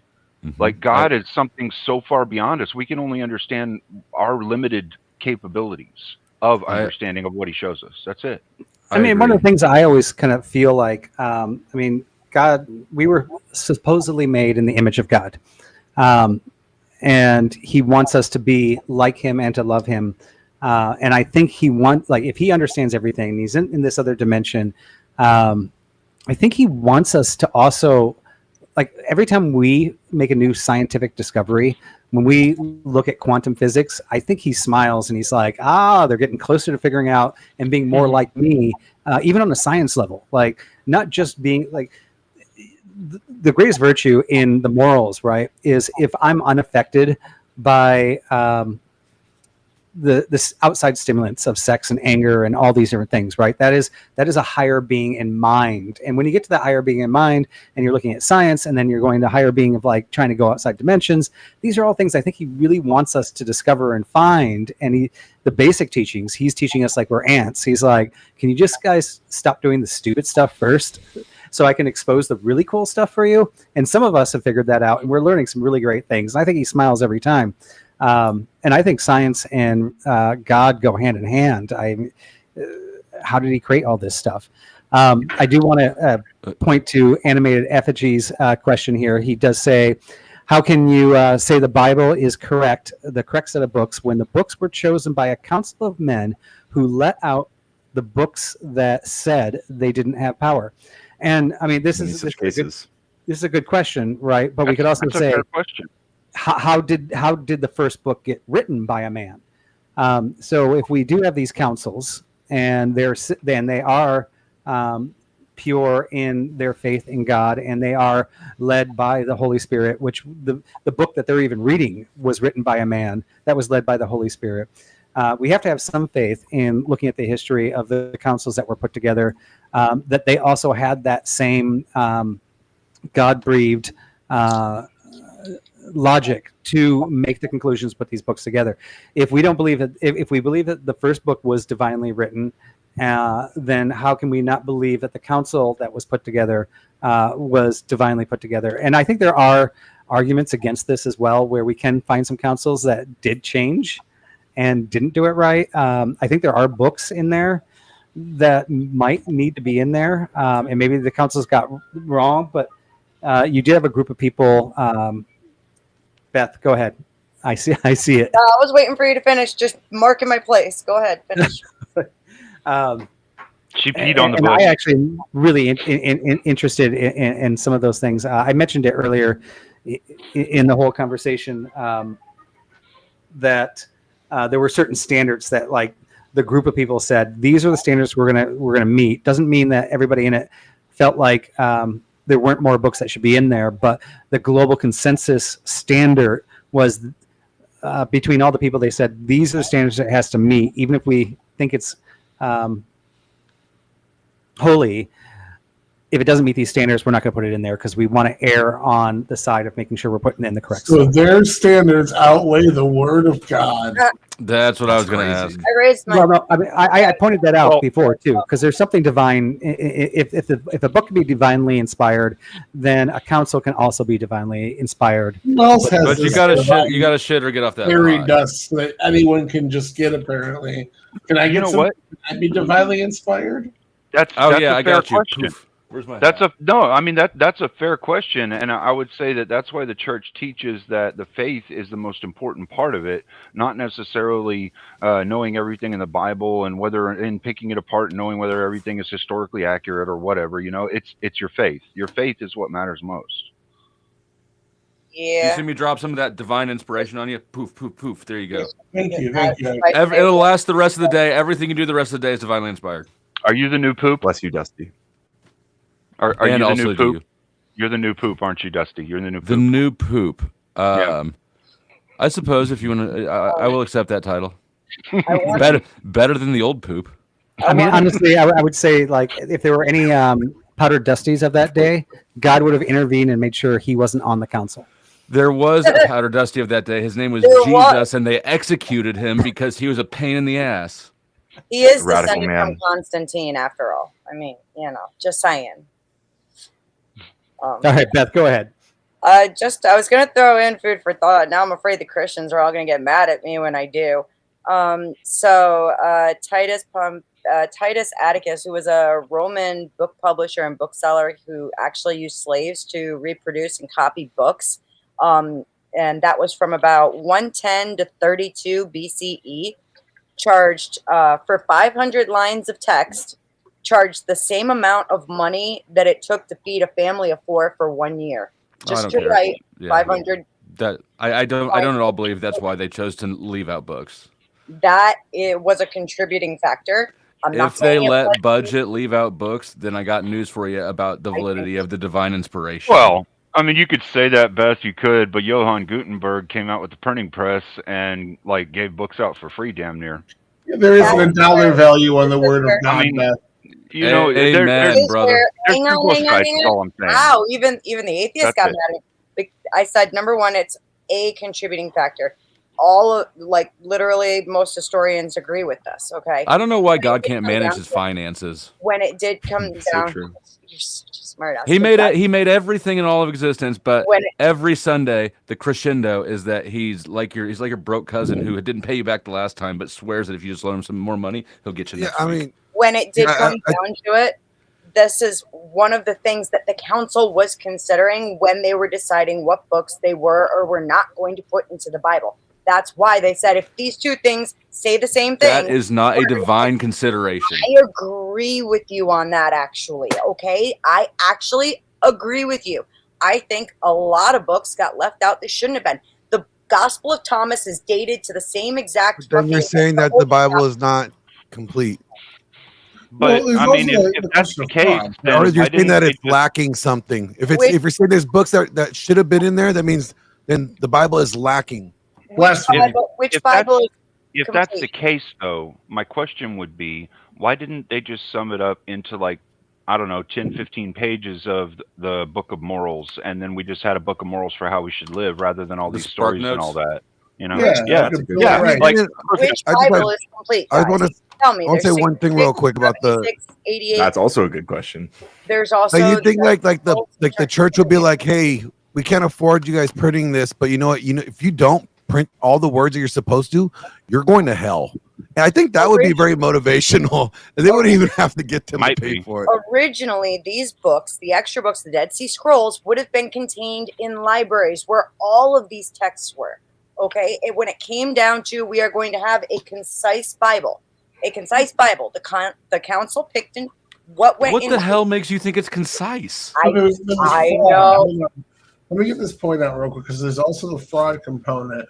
I don't know how right now. I hope you understand that. I don't know how this council would parse out what's fraud and what's not. Maybe the facts wouldn't line up or whatever. But if somebody felt like they could solidify their name in stone by being part of the Bible, don't you think that would inspire people to write fake passages and try to get their name in? And that could be something else. It's just how would they delineate what's fraudulent or not is another question that begs. It's very possible. And Abe Dinkus, actually, if you go check out Westhoff, the oldest copy of it's literally right in there. And it's not that it was considered to be a forgery. It's that they considered it to be not what they want. They didn't agree with the aspect that it was written from or something along those lines. I think it's cope just because they don't like what it says. It's actually really good read. I want to add that Abe did say, or am I mistaken? So he wasn't sure about that particular statement. I don't want to throw him under the bus like he's just saying that as a fact. Even Westhoff agrees that the oldest copy of Thomas dates to the exact same grouping as the rest of the Gospels that were found in the caves at Qumran. So, a religious apologist just because agrees it's dated with the same religion. doesn't make it accurate. No, I understand that. Yeah, Have you read it? It's really good, actually good. No, I have not read it, but I mean, I was asking Glenn. Oh, yeah, and just to be fair to correction, what historians actually say is that this is most likely how they came up with it. They don't know for sure This is how they came up with it. They say this is most likely what happened. Of course. Correct. Of course. Yeah. I mean, I think that was assumed. Well, I just like to correct because the language matters, and I don't want somebody to go tearing into Beth's ass because she said, "Well, this is what they're saying it is." You know. I mean, I would do it for recreation, but I don't. Yeah, no, I get to what I you know said. you would. Yeah, no, it's like I said, there's a lot of contributing factors as to why several different books were not included in, which is also why you see 66 books in one Bible, 76 books in another Bible, 88 books in the Ethiopian Bible, and then that doesn't account for the Dead Sea Scrolls on top of that. Or at least about half of them, I think, right? Is it about half that aren't included in the Ethiopian Bible? Is the faith all sola scriptura, though? Is that all it is? You read it, and so then you have faith because you read something? No. So then, I mean, the question of completion, the question of actualization, the question of divinity, do these questions matter as far as whether or not you're going to have faith in the thing? Not in my opinion. So, which is why I'm okay with saying this. This is why I don't understand why there's so much argument about the little nitpicking things. If we all understand that, like, there's supposed to be some good things that we're supposed to take from it. Yeah, okay, maybe there's some things that the way that we interpret it don't sound good, and that's fair because we're open to fallible interpretations. But if we don't understand it correctly and we have questions, then ask somebody who's been studying that shit for like their whole fucking life and get their perspective on it. And they might actually be able to teach you something. You might be able to learn something and actually take a good moral away from something that you thought was actually something horrible and atrocious, but isn't. I think there's something to that, but I think it's also possible that like the moral that comes from it is bad. Like the moral that was written into these things, since they are like, you know, as like the atheists on the panel, they see it like they are not like divinely inspired. They're just written by people. Like it's perfectly plausible. It's perfectly plausible that like there were actually what we would like ultimately, even if we fully understood the intention and whatever, like all of these things, like that we would still perceive this to be a bad moral, right? We could still perceive there to be bad ideas in the Bible. I think that's like, but I mean, I agree that you can learn a lot from it, but that, yeah, I don't know, it just doesn't seem like I think it's something that we need to engage with. Were you referring to like a church father or like a like that? I'm not pointing to any specific moral lesson. I'm just saying in general. I'm talking about Cleaner when he was talking about like yeah. I was saying you should probably sit down with a member of clergy because I mean they've been studying that stuff for a long time, and I'm not saying that they're like the only authority that could get it right, you know, but they're gonna have the best chance of giving you the most insightful understanding of it. Oh yeah, no, I agree. Like I believe that people that study it and like meditate on it regularly, I mean, those are the ones that you should, you know, lean on for clarity if there's something confusing or you're not understanding what the passage is trying to, you know, say there. But see, but that's a slippery slope because then you get the, you know, the group of people that don't know what the hell is in the Bible and they'll just tell you to go ask the priest. So then you're like, what the fuck do you believe in? Well, I get that. Says. You know, I get that, Glenn, but I mean that's the same thing as like us having us saying that we should have accountability buddies. You know, you could pick a bad accountability buddy and they could lead you astray. Well, yeah, that's true. I mean, we're men, we're fallible. We could pick the wrong man to be our mentor in something. That's fully possible, you know. But that doesn't mean we shouldn't try. That doesn't mean we shouldn't have the intent to do better and the intent to try. Yeah. And then there's also I agree. Like I mean that's why I think church leadership is important and like pastors and like mentors are important. But you can't even, like I said, like you mentioned, you can't even fully trust them. You have to verify their work. Like fact check. It's always about fact checks. Yeah, because they have different agendas that can automatically declare illegitimacy of some things, which actually historically have plenty of backing. So it all depends on where what their agenda or goal is with things, right? And that goes for every person. I'm not trying to knock anybody with it. I think the only issue I take with all of that whole conversation kind of presumes that there is some like true moral, like some moral truth No. at the root of the text that we're referring to. No.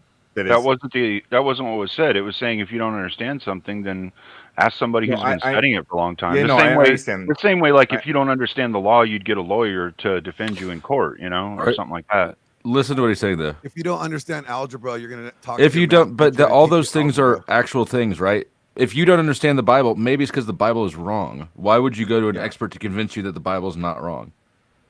Yeah, or like what is like if the thing that I'm learning ultimately is still something that I perceive that I still like outside of my, because I don't have faith, like, and I still think it's, if I still think it's bad to like what? Sorry, you're asking for a specific. I don't No, know. you're asking a fair question.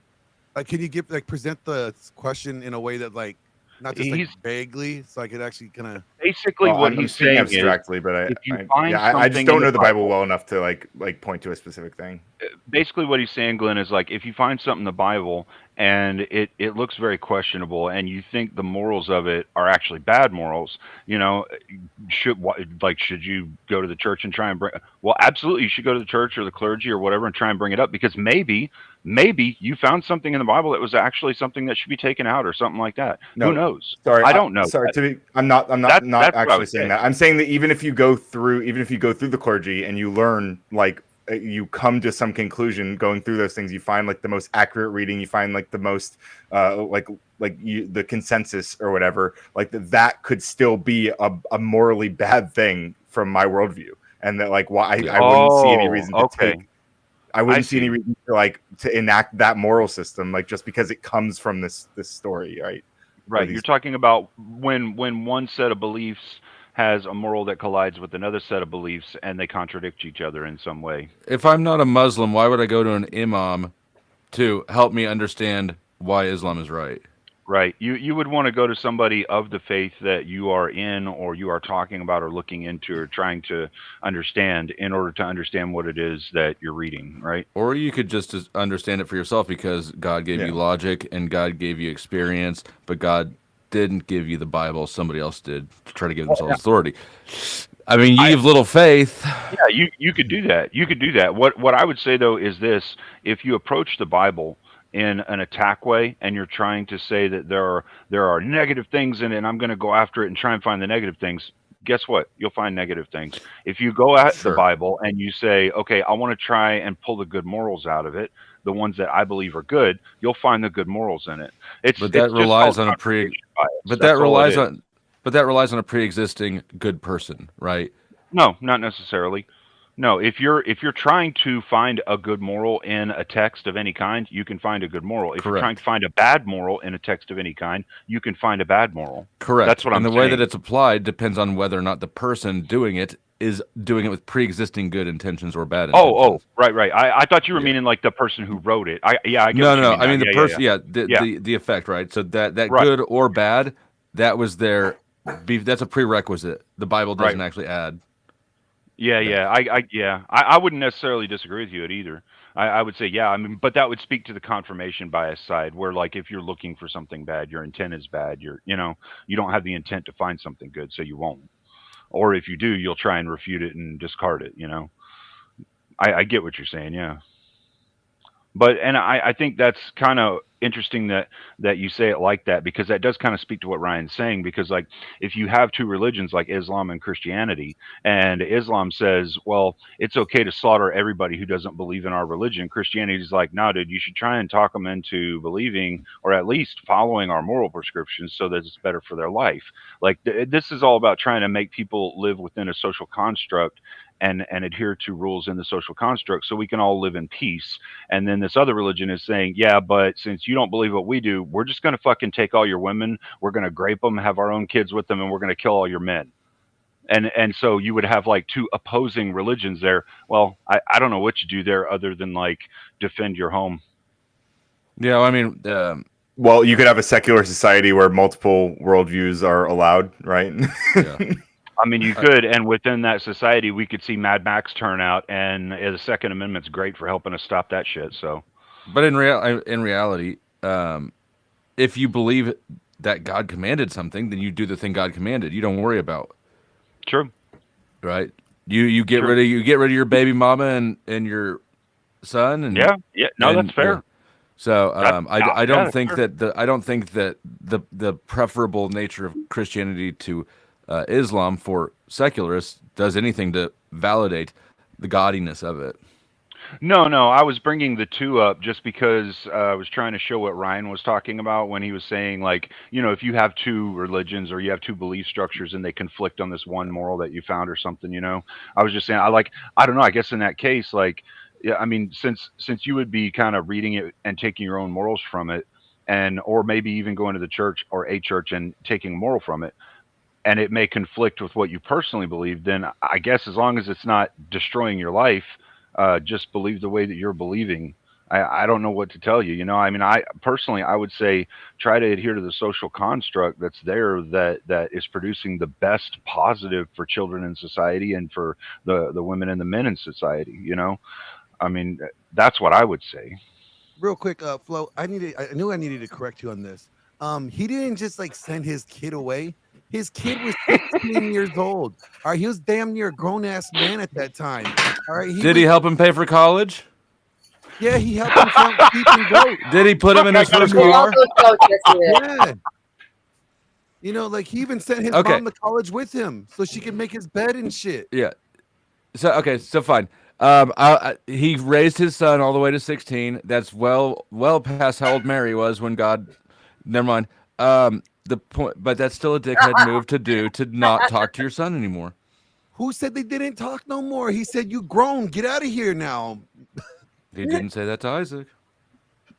So I got a super chat here that I think is kind of leads. It wasn't really framed as a question necessarily, but I think it's a good one anyway. And it was Def Not for 999 says, I think if the Bible told them they must murder, hopefully they would not do so.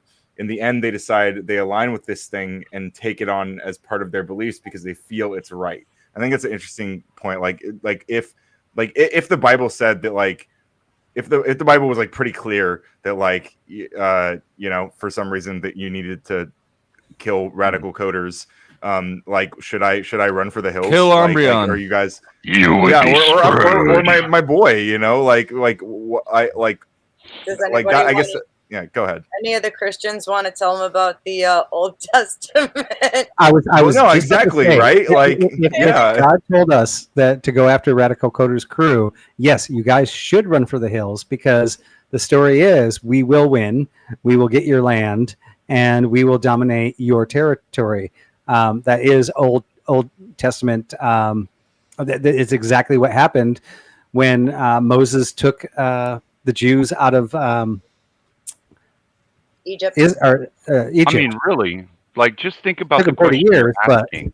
Like, Ryan, think about the question you're asking.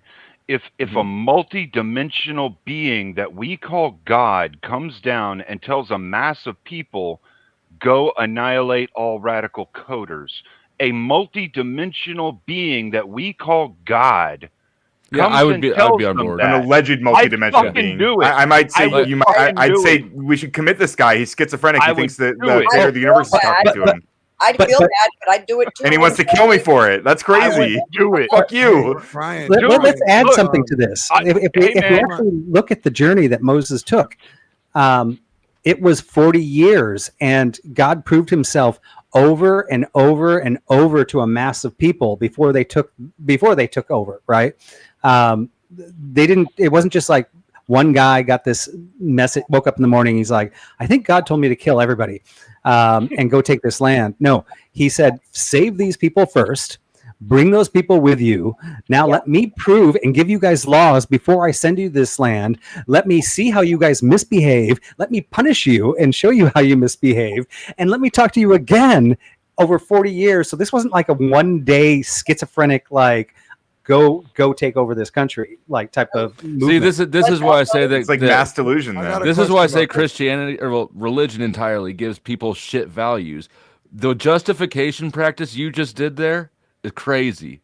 Hold Yeah. on, let me. I can give a Ryan, better justification practice, and that's that, at least one of these groups of people was literally slaughtering infants as sacrifices.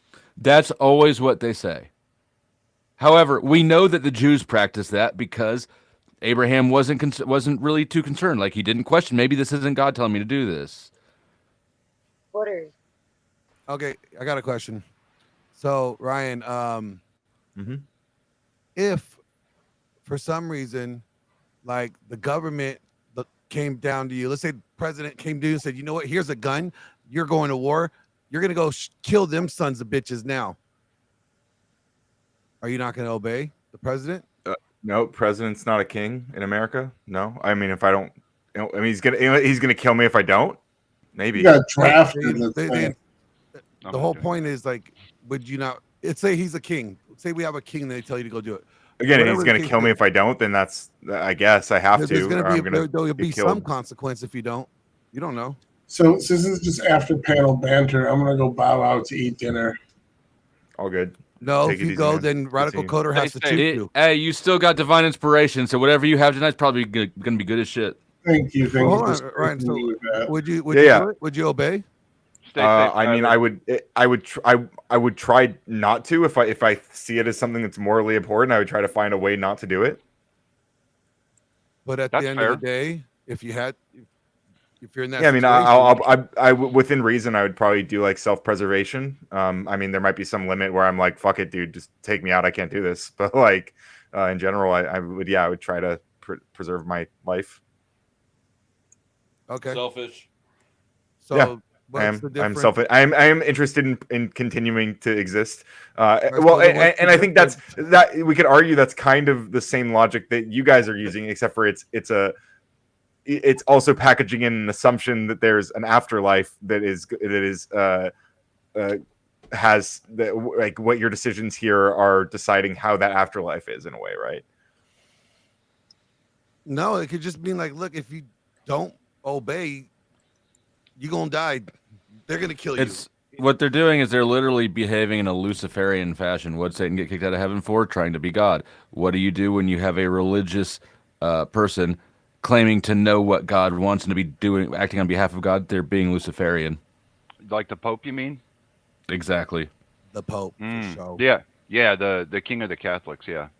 The guy they worship and idolize. The king, absolutely. Like that's the pinnacle of that behavior for sure. But it's not exclusively to him. Just because he's worse doesn't mean that you're not the same. Actually, Definitely not the same. Let me. Yeah. You to the audience. Actually, most of the people on this panel are pretty reasonable, and including you, because I thought when you opened your statement with nothing can change your mind, I was like, well, this is gonna be fun. But you're actually pretty intellectually honest. So aside from that, I tend to be, yeah. So then why would you have the position that nothing new could change? Like you're literally closed to new information. You're done. No. I'm not close to new information. I choose to believe in God, and nothing can ever change that. Now So you can teach me science and cool stuff here in the universe, but I don't within my worldview, there is baked in that I do not believe there is anyone here on this three-dimensional existence that could try and change my belief in God. Could God try and change my belief in him? Oh, hell yeah. That's totally possible because he's God. I couldn't do anything about that. Could a person here? No, because that's faith. It's not science. That's the Right. differentiation. You don't think it's an intellectually dishonest position to say that, to have that position that you have? Like, wouldn't God even want you to follow truth, regardless of the comfort of where it takes you? Well, let me ask you this, all right? And I understand what you're saying. This question will kind of answer your question. So when you're like 2 or 3 and your parents tell you in the concept of Santa, and like you believe in it, but it's not necessarily real, right? But then later on, and you don't see any way as a 2 or 3-year-old that they could be wrong about that Santa couldn't exist, because the whole story, the whole construct we have around Santa is just like so perfectly built so that people can understand it. It's magic and it's all this and all that, right? And so you don't see any way to believe that it couldn't exist. But then later on, as you get older, somebody shows you logic and reason, and you understand, oh, okay, well, Santa doesn't exist. So what I'm saying is this, all right, I choose to have this belief, and I listen to what people say. And yeah, there's always the chance, I would say, that somebody in the future could possibly in some way teach me something massively contradictory to God existing. There's always that chance. I just don't believe in that. I don't believe in You that don't think chance. it's likely to happen. So you're not saying that you will resist that information if you encounter it. You're saying where If you're at someone now. is actually right, if someone's actually capable of showing me that there's no such thing as God in some way, then I would have no choice but to believe it because it would be factually true if it was factually true. But if it's not Well, factually true, then people why may should I form believe beliefs. that? I mean, You know? that's a good question for the religious people, but I mean, True, that's true. Yeah, that's fair. No, that's completely fair. And I think that's the thing that gets secularist and religious people so caught up all the time, is because like religious people understand that God is an objective truth for them, and secularists understand that books are an objective truth, trees are an objective truth, No. things like that. No. But that That's God, it's a God misrepresentation of everything. but Yeah. no, So secularists- both Ryan and Dusty there were like, no, books are not our religion. Yeah. But I like where you're going. No. to, but I'm curious. I'm saying like books are a factual thing, not like what's in them is factual, but that they exist. Like they are an objective. They're You don't in think reality. that books You exist? can see them. What? No, what I'm explaining to you is the differentiation between the objective and the subjective understanding of God within the secular and the religious mindset. In the religious mindset, God is an objective truth. Which is a subjective decision. Which is a subjective decision. In the mindset of the secular, it's a subjective truth. The fact that it's a mindset It and doesn't it's something matter. that you choose. It It's a subjective choice. That. I get that's what you're saying. It doesn't matter though. If you're not able to understand the two mindsets, then you end up having a breakdown in an argument or debate. Now, why don't you understand that mindset is a subjective one? I'm not saying it's not. I never said it was not. I think he conceded that in a secularist view, it's subjective. In a faith view, it's objective. Mm-hmm. But oh my that's God, exactly what I just said. Yeah. How can you have a subjective thing? Come join our. I'm not going to join. I'm not drinking the Kool-Aid. See, that's what I'm saying though. That's thirsty. the difference in the understanding. Right. And because of that difference in understanding, it makes it very hard for people to have these conversations coming from the two radical opposite ends of the spectrum. So what do you mean when you say it's an objective truth? It is a fact. God is a fact. Okay. The cognitive dissonance. I'm going to shut up. I got to get out of here before I start being rude. Well, Yeah, sure. I mean, if you can't prove to me that God isn't a fact, then why should I not believe in God? You can't prove it. You can't prove a negative. You can't prove there's a teapot orbiting Venus or whatever, right? Isn't that like? And I can't prove that. I've seen that teapot. A woman, by the way, the tea is delicious. I can't prove that a woman loves me. I can choose to believe in that, though. I can choose to have faith in that. Yeah. Which would be the wrong thing to do if, in fact, she did not love you. Right. Well, it might be, but you might still have that belief or view. Lots of men over the ages have been subjected. So to when that. you say that you have an objective worldview, all you're saying is, I'm deciding that I want to. You're just endorsing your own cognitive dissonance. Yeah, well, you would have to prove to me that it's cognitive dissonance for me to concede that it's cognitive dissonance. I mean, the fact that you're going to believe it regardless shows that you are accepting of cognitive dissonance. Should it be there? No, it doesn't. It shows that I choose to believe that there is an extra-dimensional power called God that we cannot Satan even is the come prince close of to lies. understanding that created us. But I mean, I look at it from a scientific point of view myself, and that's why I get there. Can you prove Santa is fake? And I never believed in Santa either, by the way, because no matter what my parents told me, that fat man cannot fit down the chimney. Yes, you can prove that Santa's fake by telling all the parents not to give their kids gifts and tell them they're from Santa. And when they wake up on Christmas Day, no gifts will show up. You can tell the world that maybe he decided not to deliver presents because you were investigating too hard. You were, you're. Yeah, just because. You don't want to get caught. Okay, and Ryan, I understand the argument you're making, and this is what I'll say to you. Yes, we can come up with some kind of idea understanding to prove or disprove Santa. All right, but you can't come up with something for me to actually not believe in God. Right. And you set Christmas Day back to after people die, which is conveniently just out of provable reach. That's exactly where I would put it if I were manipulative and trying to scumbag people, by the way. Well, we know things like Christmas trees are part of the pagan religions, not part of anything in the Bible, right? So when we celebrate Christmas as a Christian and we put up a Christmas tree, do you think we're disrespecting God? I don't. That's not the intent. No. No, exactly, and God knows your intent, and for us that are faith based, if I confess to God my sin, I don't go to heaven unless God knows in my heart I actually am truly resentful for that, right?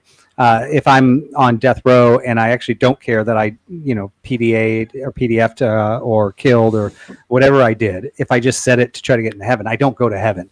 Right. It's not words; it's what's in your heart.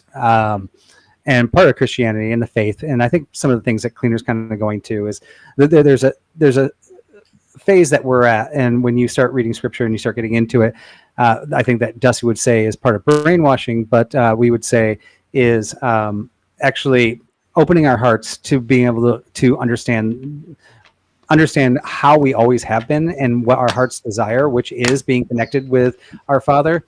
But to regress back to like the science piece too, and as far as the proving of God, if you look at something as Emmett simple as here? Where's that bird coming from? Oh, that's me. Sorry, my window's open. Thank God you guys don't hear the chickens. They're usually going off around this time too. If you look at like something like Occam's razor and you look at the creation of the universe, it actually makes a lot more sense for neither the Big Bang or God to have existed. It makes more sense for nothing to have ever existed, ever. The Big Bang is just a really crazy theory, and God is really crazy theory as well. And it doesn't mean that they can't actually work, that they have to be separated. They can actually work together. I think the Big Bang like makes less sense than creationism. It's a pretty crazy theory. It's the exact same thing except nothing before. No, the Big actually Bang agree doesn't have the Holy Spirit. It's just the problem with the problem with the Big Bang, and this is something that when you start diving, it was a Catholic priest that came up with it, by the way. When you start diving deeper into quantum theory and understanding entropy and how entropy works, you'll understand that like once all matter is stable in one spot, there's no reason why it would excite and suddenly combust. So why would the Big Bang have happened unless there was an outside influence of some kind, And then that's where it becomes like, okay, so there had to be something else that sparked it off, and now we're back at God. Well, okay, so this is the interesting thing too, right? And I'm going to play the atheist side here. So God exists in science, and they call it X, and X is the unsolvable, right? So this equation, this and this equals X. Sometimes we actually can solve for X. Sometimes we have equations that can't solve for X. People that are in the secularist atheist view will always go, well, when we can't solve for it, then that's when Christians go, well, it's God. But I mean, it is something bigger, and it is something extraordinary. And X doesn't speak to me on a regular basis, but somehow God does. I don't know. The issue is that in both of these scenarios, we have unknowns, and in both of these scenarios, we just fill in the gap with some actually very basic ass guess.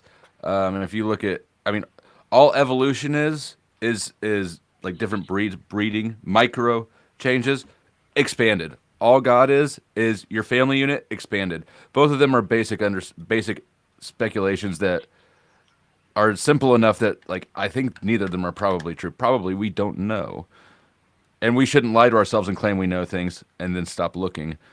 And that's even why in the scientific area that there's been this huge movement with people that are studying science, and especially like evolution, where they see these things happening, but they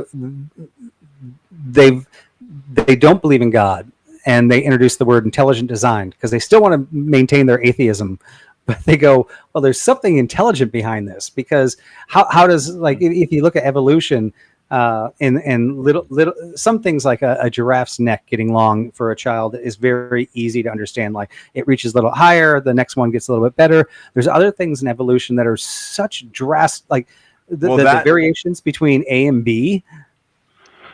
Well, have I think no- the giraffe one's interesting because I think that was kind of Darwinian, the Darwinian theory of. I know about this because I taught a module on this back when I was doing an after school program I taught at. But like the intuition that giraffes were getting like longer and longer because they were like trying to. I think what it was more that like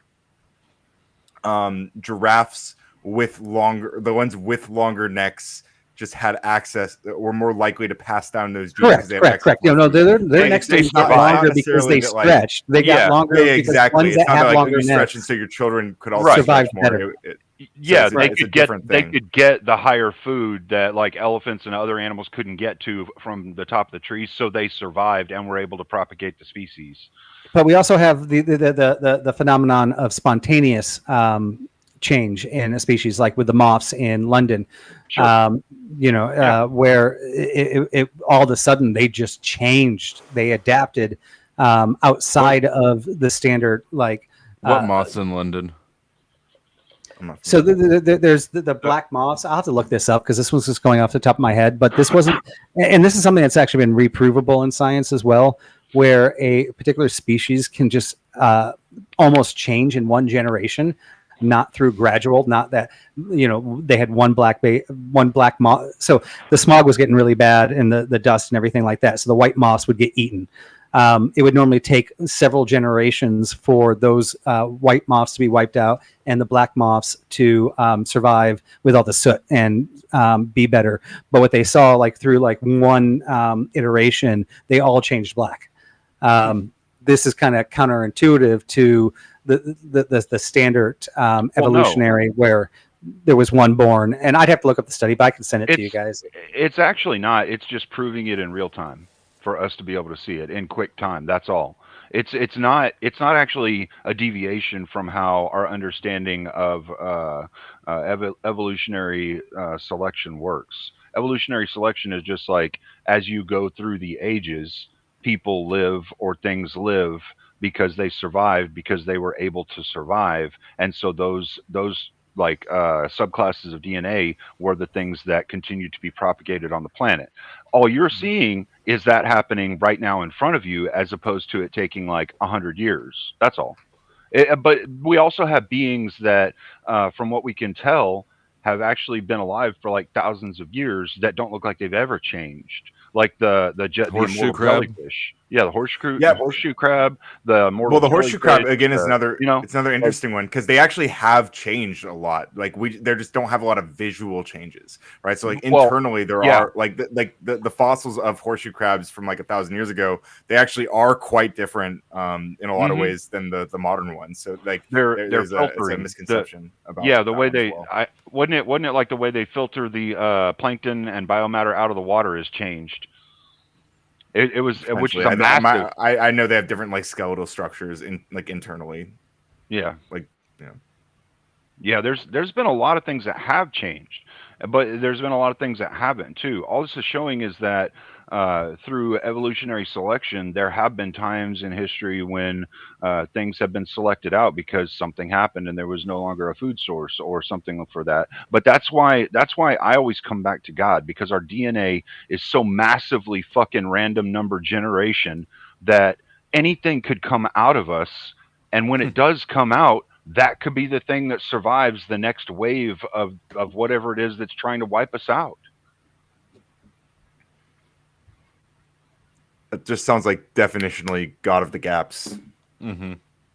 I mean, I know that it sounds like that, and to some degree, I don't even necessarily disagree that there is some understanding of God of the gaps in there, but it's literally just the RNG of DNA, the random number generator of DNA. That's really all it is. You have a certain number of chromosomes that'll be passed on and DNA structures that'll be passed on within a family, and those will be the ones that can come out. However, we also know that through happenings, whatever they are, cosmic influence, whatever the fuck it is, we have some certain small things that happen that aren't normal. But and I'd have to say that they create offshoots that survive. I mean, I like that you agreed with God of the gaps, right? Because let's say everybody on this panel did believe in God, but we didn't understand everything. it's always going to be the God of the gaps. Just because there's a gap, did we create God? That's not necessarily the question. We know that we don't understand things.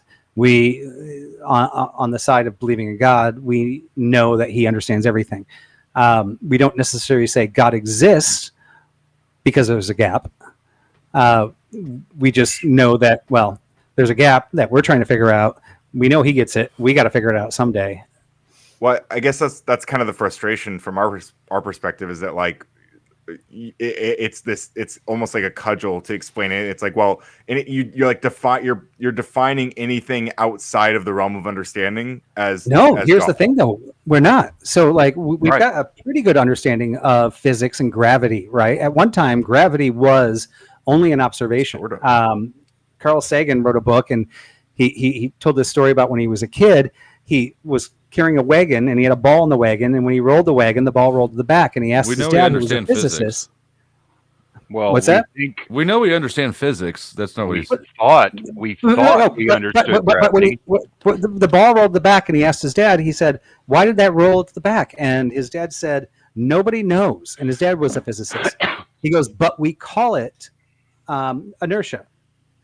Object at rest tends to stay at rest. An object in motion tends to stay in motion." We at the time that he was explaining this to Carl Sagan when he was a kid, we didn't have as good of an understanding of like the bending of space, and now we actually do have an understanding of that stuff where we're starting to see why gravity might exist. We have theories of why gravity we have, like, might a theory of exist. space But time, just right? because we know even it that- exists, I still can say that's God.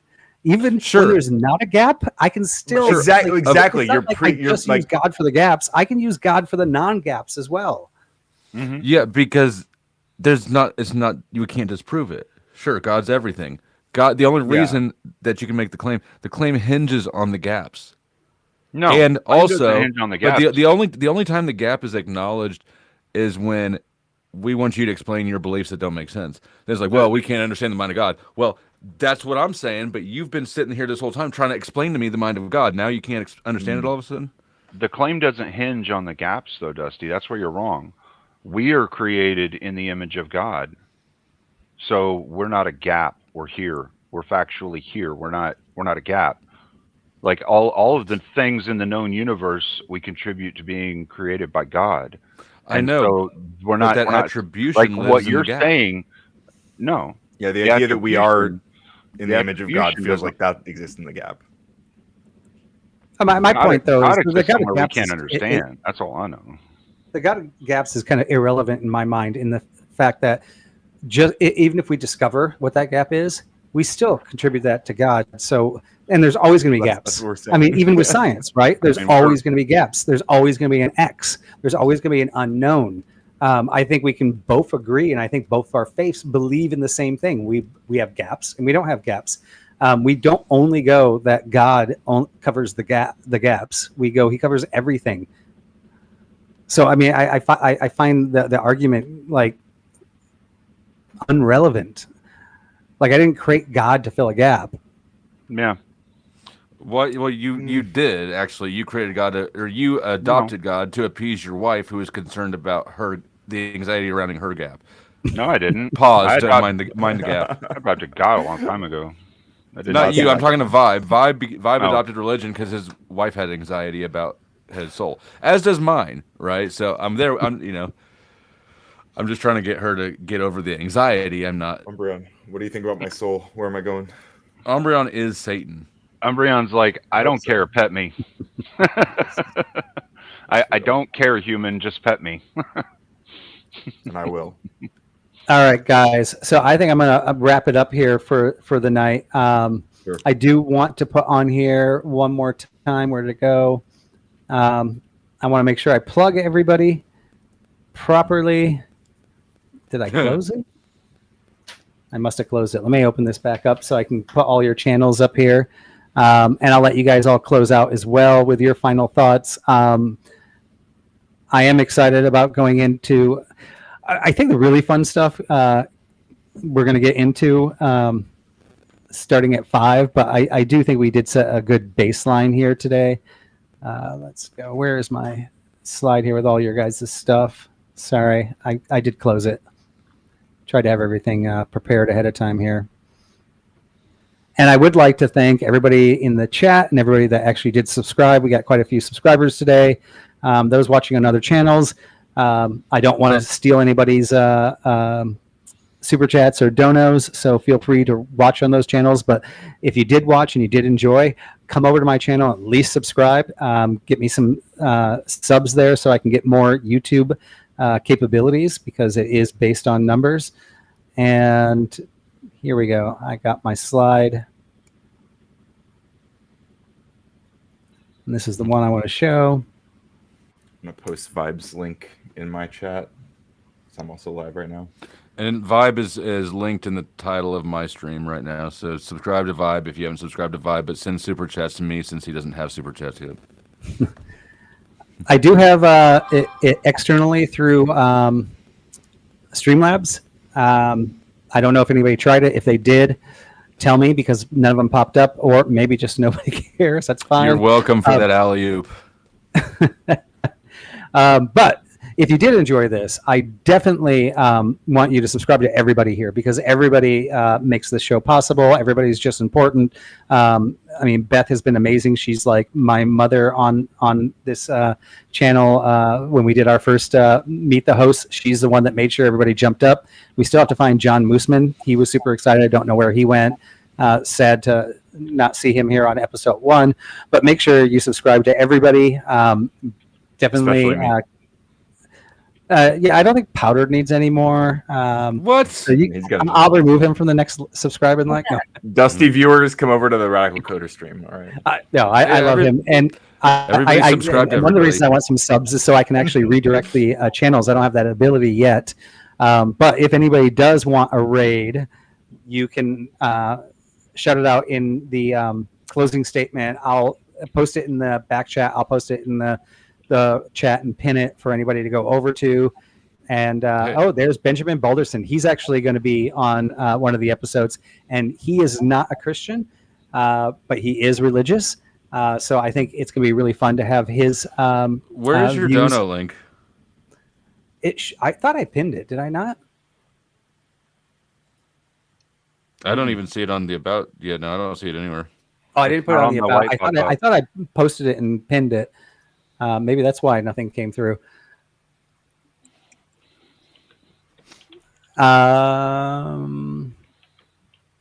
Yeah, so that would be, and it should have posted. My bot should have been posting the Discord and that's coming through. Some of the other ones, but let's see. I've got the dono in apps, widgets, donation settings. And I'm cool. Like I really want this to be informational. I'm not like looking to make a lot of money, but I wouldn't mind getting one of those Shure microphones. I think that would be kind of nice. So we got to do a fundraiser, because this setup was $400, and that was right after Christmas. So it was on sale. So yeah, I think more important than your camera, I think, is definitely your microphone. If your voice isn't coming through good and you can't make your points and people can't hear you, you're completely losing. But here's the. I'll put it in the chat right now. Completely losing. Completely. Major L. Not a redeeming element there. I think Mike makes a lot of difference. A good mic makes a good difference. Yep. And no, it was not just the mic. It was the mic, the boom, and the headphones. Yeah. All right.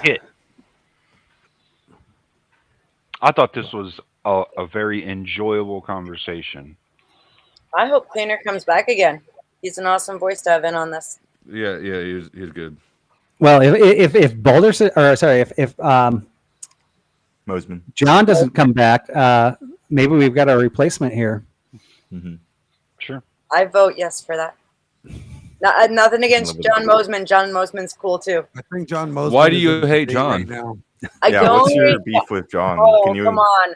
I'll fight you both. I have no beef with John. I just been friends with Cleaner for a long time. And I can't believe you'd say that about John. I genuinely, That's really bad. He's gonna be devastated. I like I've got a friend. I like John. I like Cleaner a lot too. I value what he A lot says. more. Look at that. Atheist of atheists. Flo just got me down to $390 on my microphone. Did it work? Yeah, it popped worked. up. Did you guys not see it on the screen? I was on my I phone was looking at it. looking elsewhere. No, but right I on. was looking at this screen. I just had to test it out. I actually think, I know Dusty was on when I joined Sarah's first panel. I know Dusty was there and he said, come over to my channel at the end. And when I said I was new, I think Ryan might have been there. And I think Cleaner was on the second panel that I was on Sarah's channel. So I'm always there. I was in the background. I didn't hop up on panel for the first. I hopped up on panel for the second. So I love how the universe comes together. Kind of reminds me of God. Kind of reminds me of me and Katie. All right, who wants to close out? I will fulfill the stream. Thank you for having me. Look forward to it next time. If you're not subscribed to me, the Powder Dusty, and if you're on my side and you're not subscribed to any of them, find them.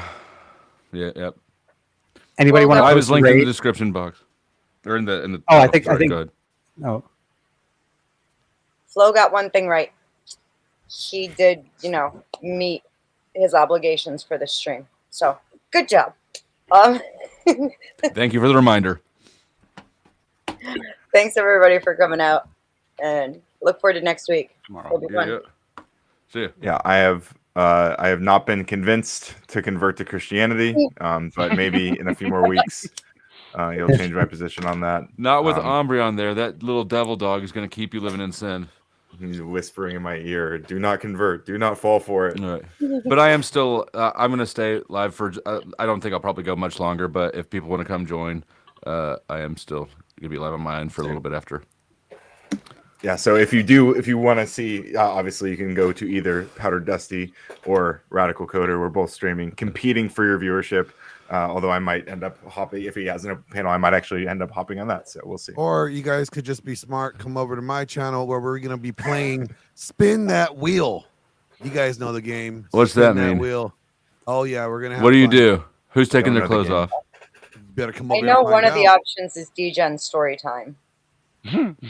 Well, then It's you need a perfect after DJ. Bible study. Because we're gonna read the songs of Psalm. All right, I'm gonna drop off and talk to my chat. Be safe, guys. Later. Thanks again. all right. Brian. I'm posting all your guys' links in the chat right Appreciate now.